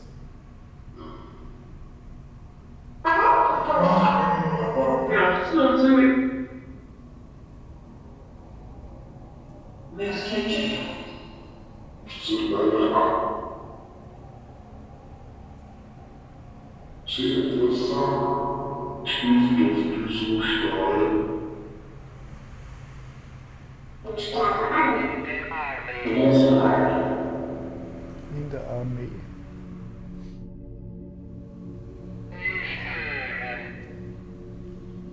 Nicht hören. Geht weg, nicht hören.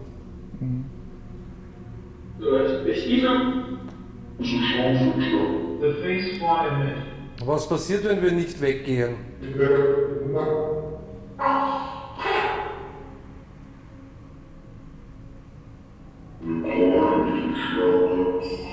gesagt, wir kommen.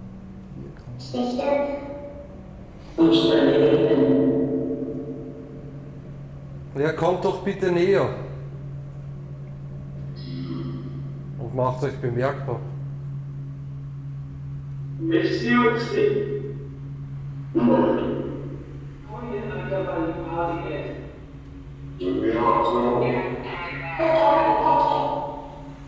The truck got pulled underneath.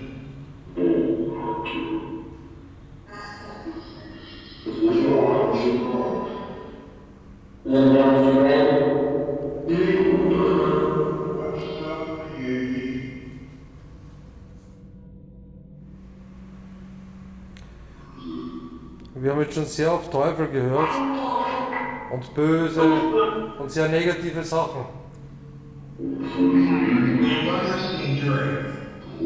Zeitlos. Drogen.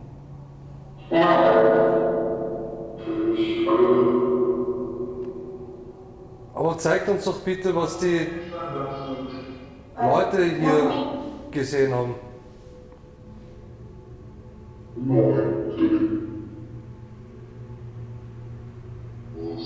Oder können wir ab morgen hier beginnen zu arbeiten? The door train after.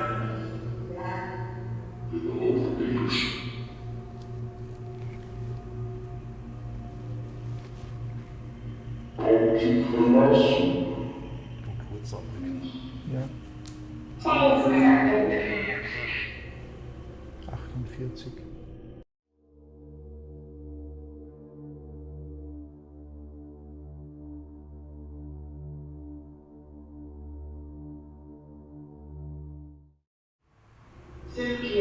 Unser Name ist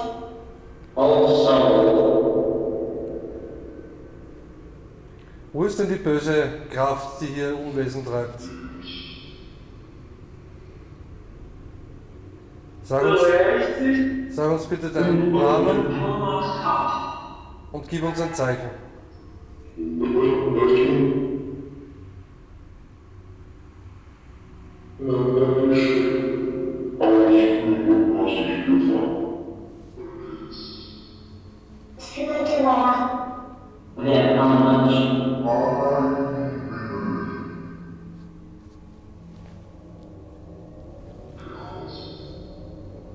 Glas, ja.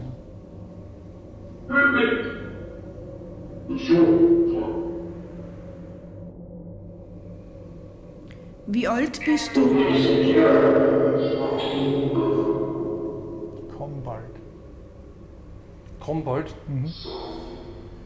dass sich auch um Wir kommen, komm bald. Ja, dann komm doch bitte her.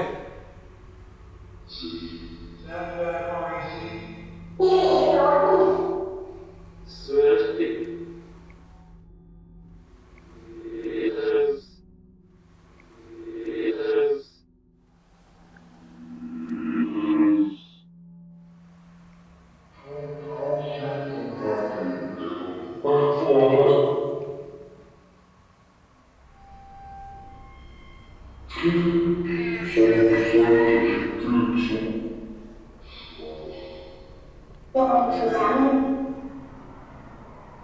Fürchte dich nicht zurück. Ja, genau.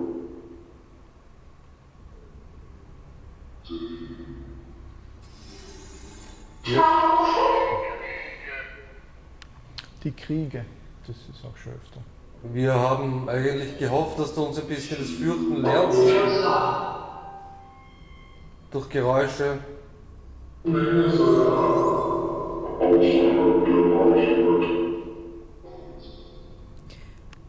leben.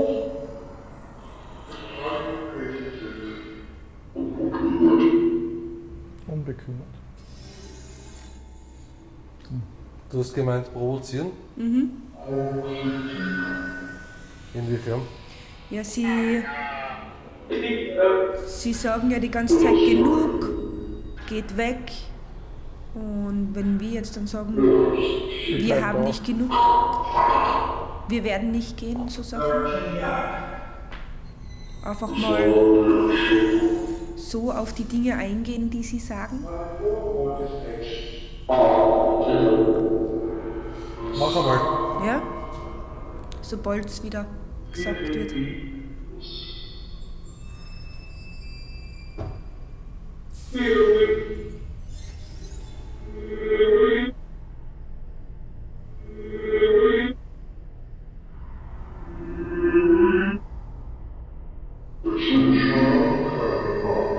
Ich sag nur, ich habe noch bei keiner Ermittlung so das große Genen gehabt. Ja,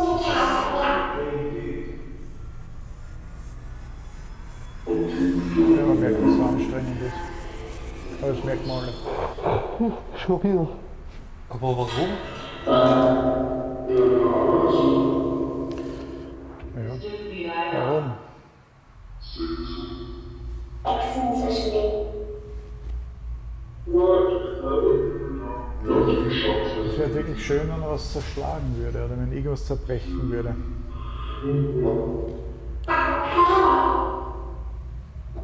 Oder ein lautes Geräusch.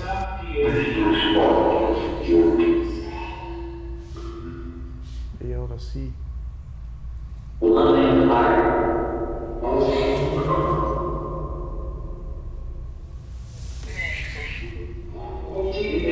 nicht müde 60.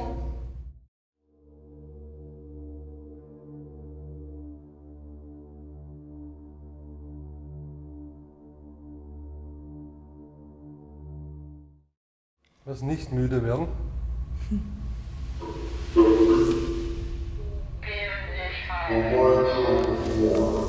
Gehen nicht auf.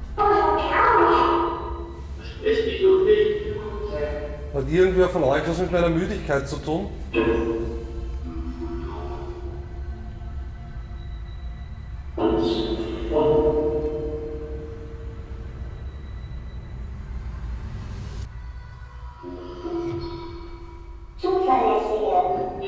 Zuverlässiger.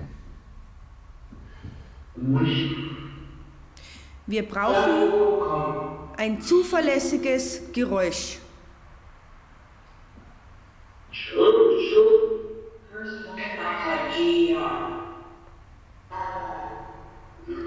Kein Aber. Wir brauchen ein Geräusch.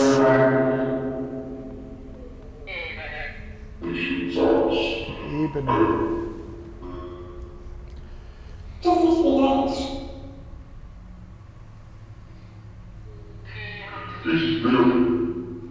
74. Warum nein?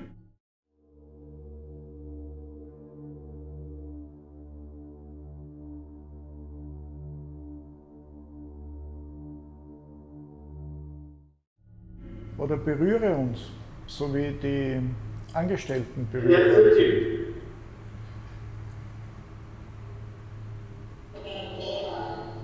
Ein Dämon.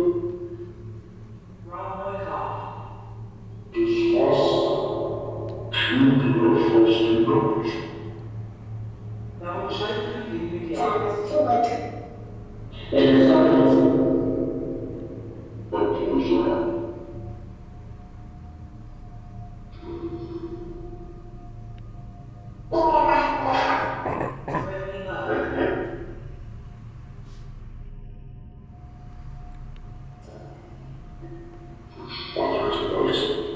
Wie ist jetzt der Name?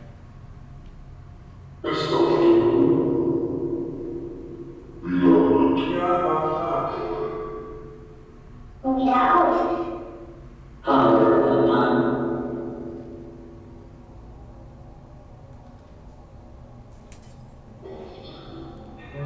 Da hat was geklackt, hast du das gehört?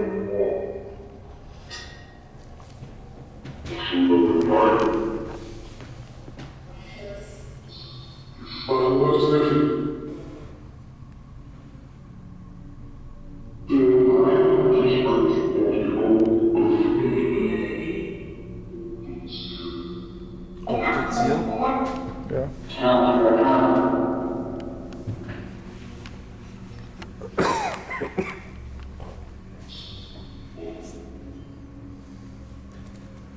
bitte ein lautes Geräusch.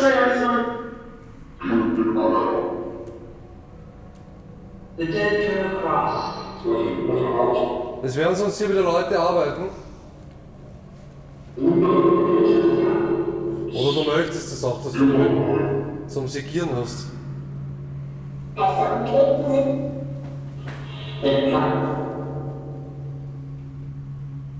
Then people slide inside. Ist das alles, was du kannst?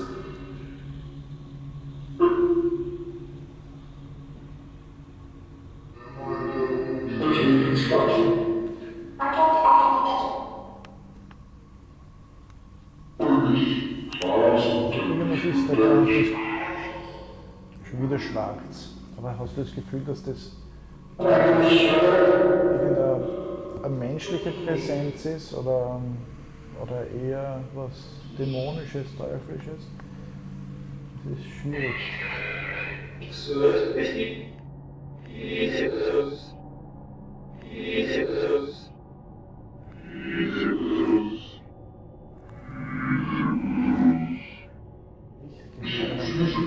Ich höre, dass sehr viel rückwärts aus dem Portal kommt heute. Was bei weitem nicht bei jeder Untersuchung der Fall ist. Ich weiß, dass ich total. Also ich bin kurz vom Wegschlafen.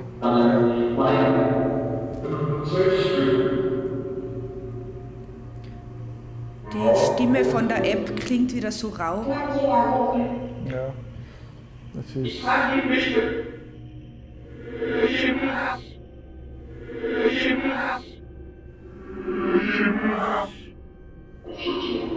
Das letzte, was gekommen ist, war verloren die Engel. Wie verloren die Engel? Verloren die Engel, die haben wir heute schon mal gehabt. Ja.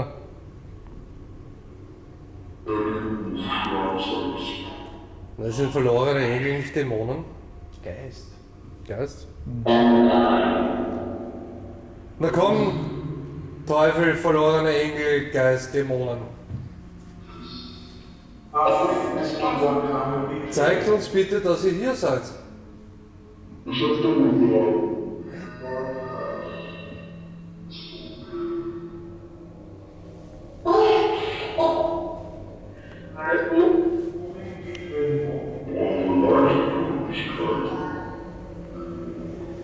Eure Leichtgläubigkeit, Dämonen. Ja. Was sollen wir denn glauben?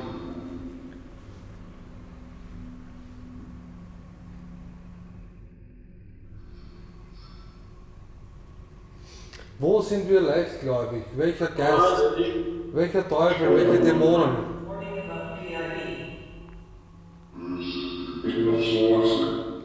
Böse bin. Ja. Ja, bist du böse?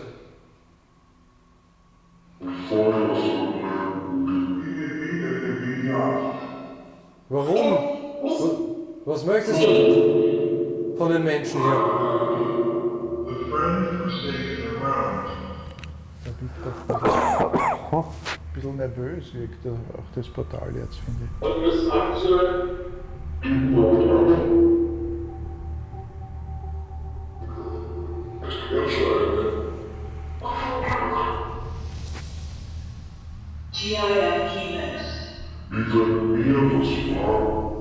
Vielleicht bist du auch ein ganz lieber Dämon und willst nur eine...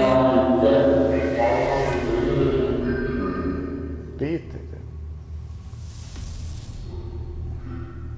auf seinem Gesicht. They must see journey. Ja, nicht sehen kann. Auf wessen Gesicht?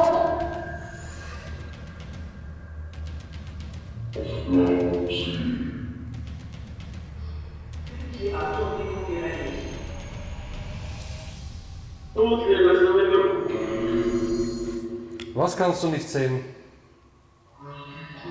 Oder was können wir nicht sehen?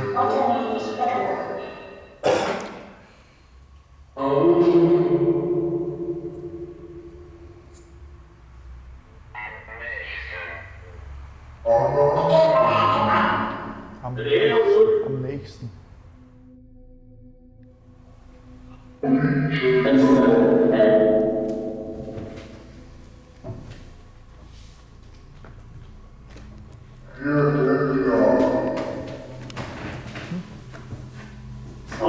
should be.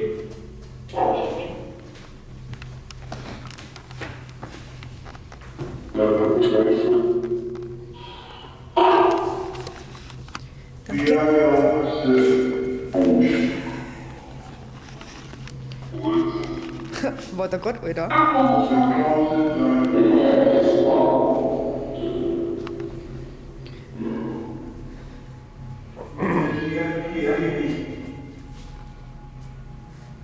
Letzte Möglichkeit. The only one. Mühe. Was? Mühe. Ja, dann mach dir die Mühe bitte.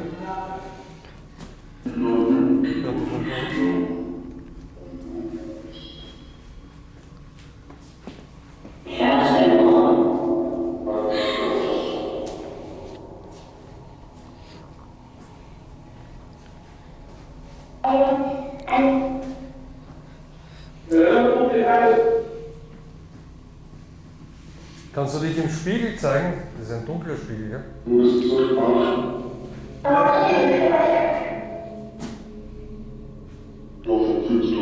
kam?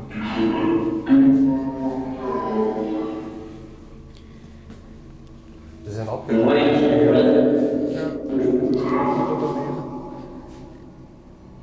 der ist ein bisschen bräunlich. Seine Klauen. The one tree across. Bräunlich und schmutzig.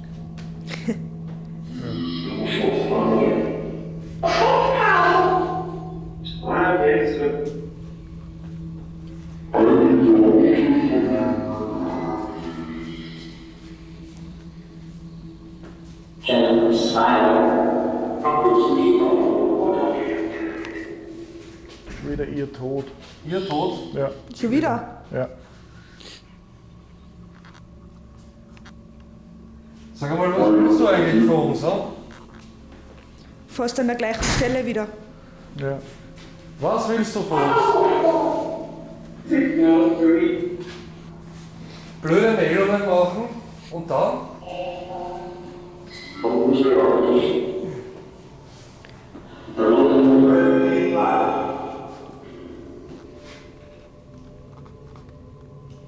Ihr Tod, was willst du uns damit sagen?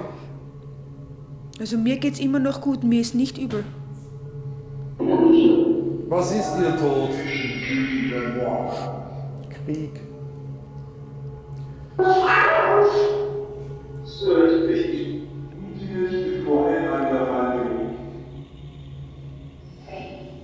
Bitte?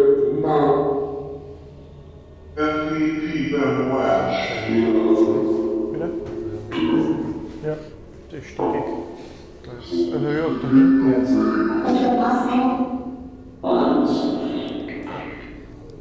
Knall. Ja, knall, lass es doch knallen, herinnen, bitte. Ja. Und nicht immer nur dieselben Meldungen. Ihr Tod. Ja.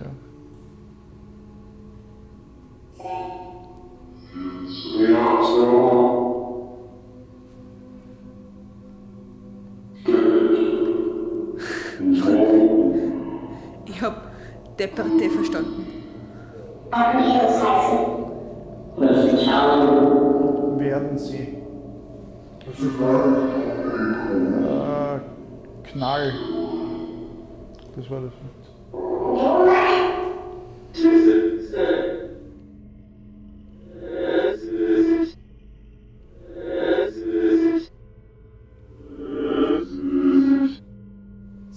Sehr viele Retursachen. Ja. Aber oft ergibt es Retur. Ja. Ja, ist nicht alles brauchbar. Aber oft ist es zu wenig Material. Ja. Ja. Also von 10 Ritualen sind 3 brauchbar. Okay.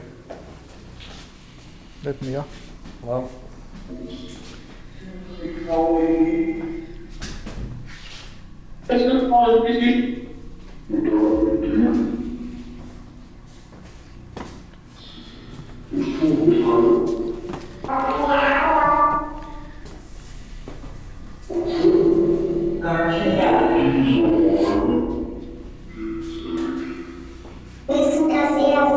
Achtung, Tür.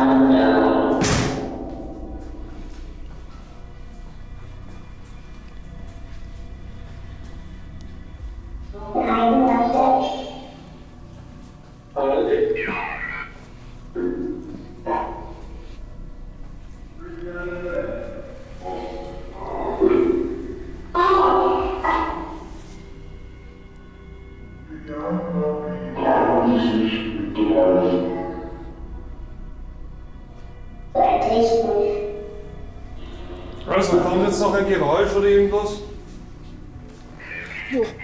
Wo? Was ist?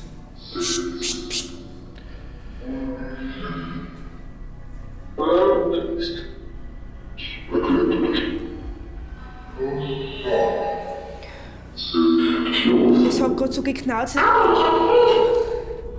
Als wie wenn da wer gehen würde. So wie man so Schritte knalzen hört auf Holz. Ich habe jetzt im Portal verstanden, er tötet dich. Okay. Und ich habe drinnen gehabt, vergib ihm. Vergib ihm. Ja. Schon wieder Teufel. Vibriert.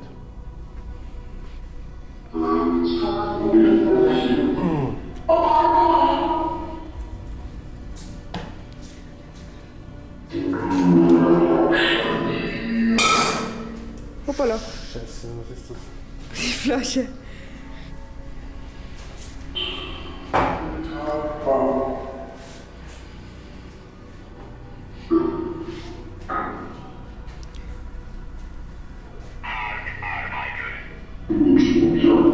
Hart arbeiten haben wir auch schon öfter gehabt.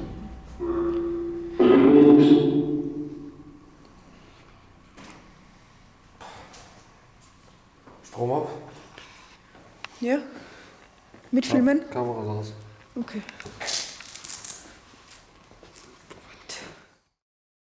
Ja, also hier alles im Detail nochmal aufzuzählen, macht, denke ich, keinen Sinn. Also man weiß nicht recht, was man von dem Ort halten soll. Zuerst hat das Lokal eher langweilig gewirkt, dass wir schon gedacht haben, wir brechen überhaupt ab und dass überhaupt nichts rauskommt. Ja, gleich zu Beginn aber haben wir bemerkt, dass dort scheinbar doch eine aggressive Stimmung herrscht. Und es kamen ja auch die ganze Ermittlung, die ganze Zeit über entsprechende Meldungen und Hinweise. Das Störungsmessgerät war ein echter Kommunikator an dem Abend. Es gab aber nur Antworten, die irgendwo auf Negativität schließen lassen können. Ja. Bei den Kontrollfragen ist das Gerät dann komplett schweigsam gewesen.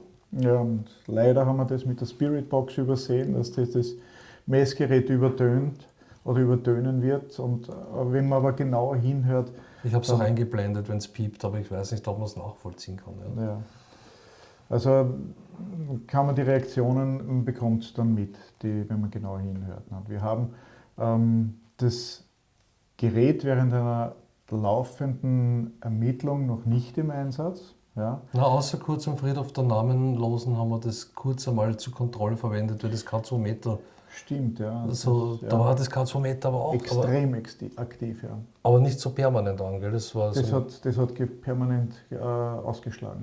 genau, dann war es aber wieder ruhig. Es war nicht so wie da, das permanent ein war, oder? Genau, hier war es ganz anders im Grunde genommen. Also es hat zwar diesen Ausschlag gegeben, aber hier war er permanent. Und am Friedhof der Namenlosen war es immer wieder ein Flackern. Genau, in Kindeskopfhöhe, gell? Ja, genau. Das war interessant. Ja, auch die Antworten aus der Spiritbox und dem Portal sowie der App gingen alle in dieselbe Richtung. Während der Portalsitzung hörten wir eindeutig ein Glas zerbrechen, konnten aber keinerlei Schaden irgendwo feststellen. Das Geräusch war auch ganz sicher im Lokal und kam nicht von draußen. Das merkt man ja, wenn irgendwo was von weiter weg oder von draußen kommt. Das war definitiv und ziemlich sogar in unmittelbarer Nähe. Ja, wir haben es auch alle gehört. Ja, am Schluss der Portalsitzung hat die Corinna noch Schritte hinter sich gehört. Man hört es auch auf der Audiospur. Aber vor Ort hast du das vor Ort wahrgenommen? Nein, gell? Nein. Also ich habe es auch nicht gehört. Das hat keiner außer ihr gehört. Auf der Kameraspur war es drauf.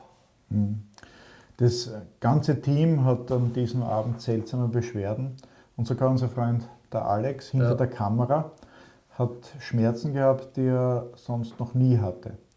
Die Corinna bekam am selben Abend noch Fieber, das haben wir zuerst auch erwähnt. Sie hat sich schlecht gefühlt, genauso wie der Alex und auch Du wie auch, ich. Ja. Also mir ist es auch nicht gut gegangen, mir ist immer wieder kalt aufgelaufen. Bei uns war es aber nach 2 Stunden wieder irgendwie so grob, ja, das Gröbste mal vorbei, als wäre nichts gewesen, aber halt dann diese Nachwirkungen und bei der Corinna war das Fieber dann, gell? Genau, und die Corinna, ich habe sie dann nach Hause gebracht und da war das Fieber. War dann schon ein bisschen beunruhigt, nicht, dass ich mich auch anstecke, aber ich habe nichts bekommen.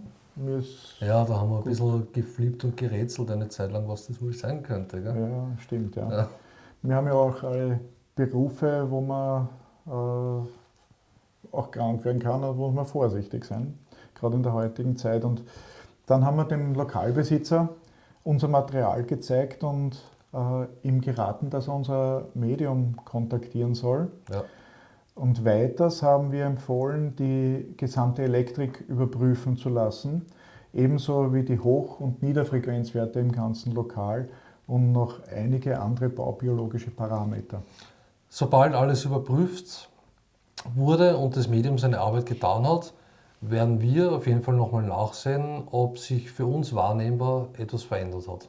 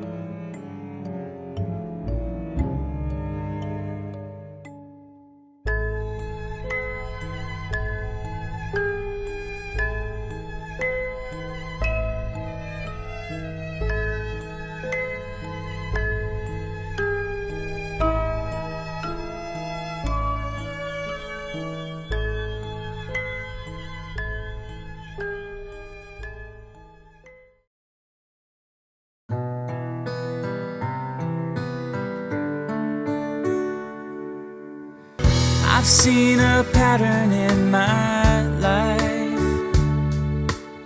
It's when I feel I have it all, things never turn out right. Now I see I might be to blame, that's why I feel it's time to change. I'm gonna give new love a try. And if you fail to find your love, I won't be the fall guy. I'll guard myself from heartache, that's why I fear my heart won't take.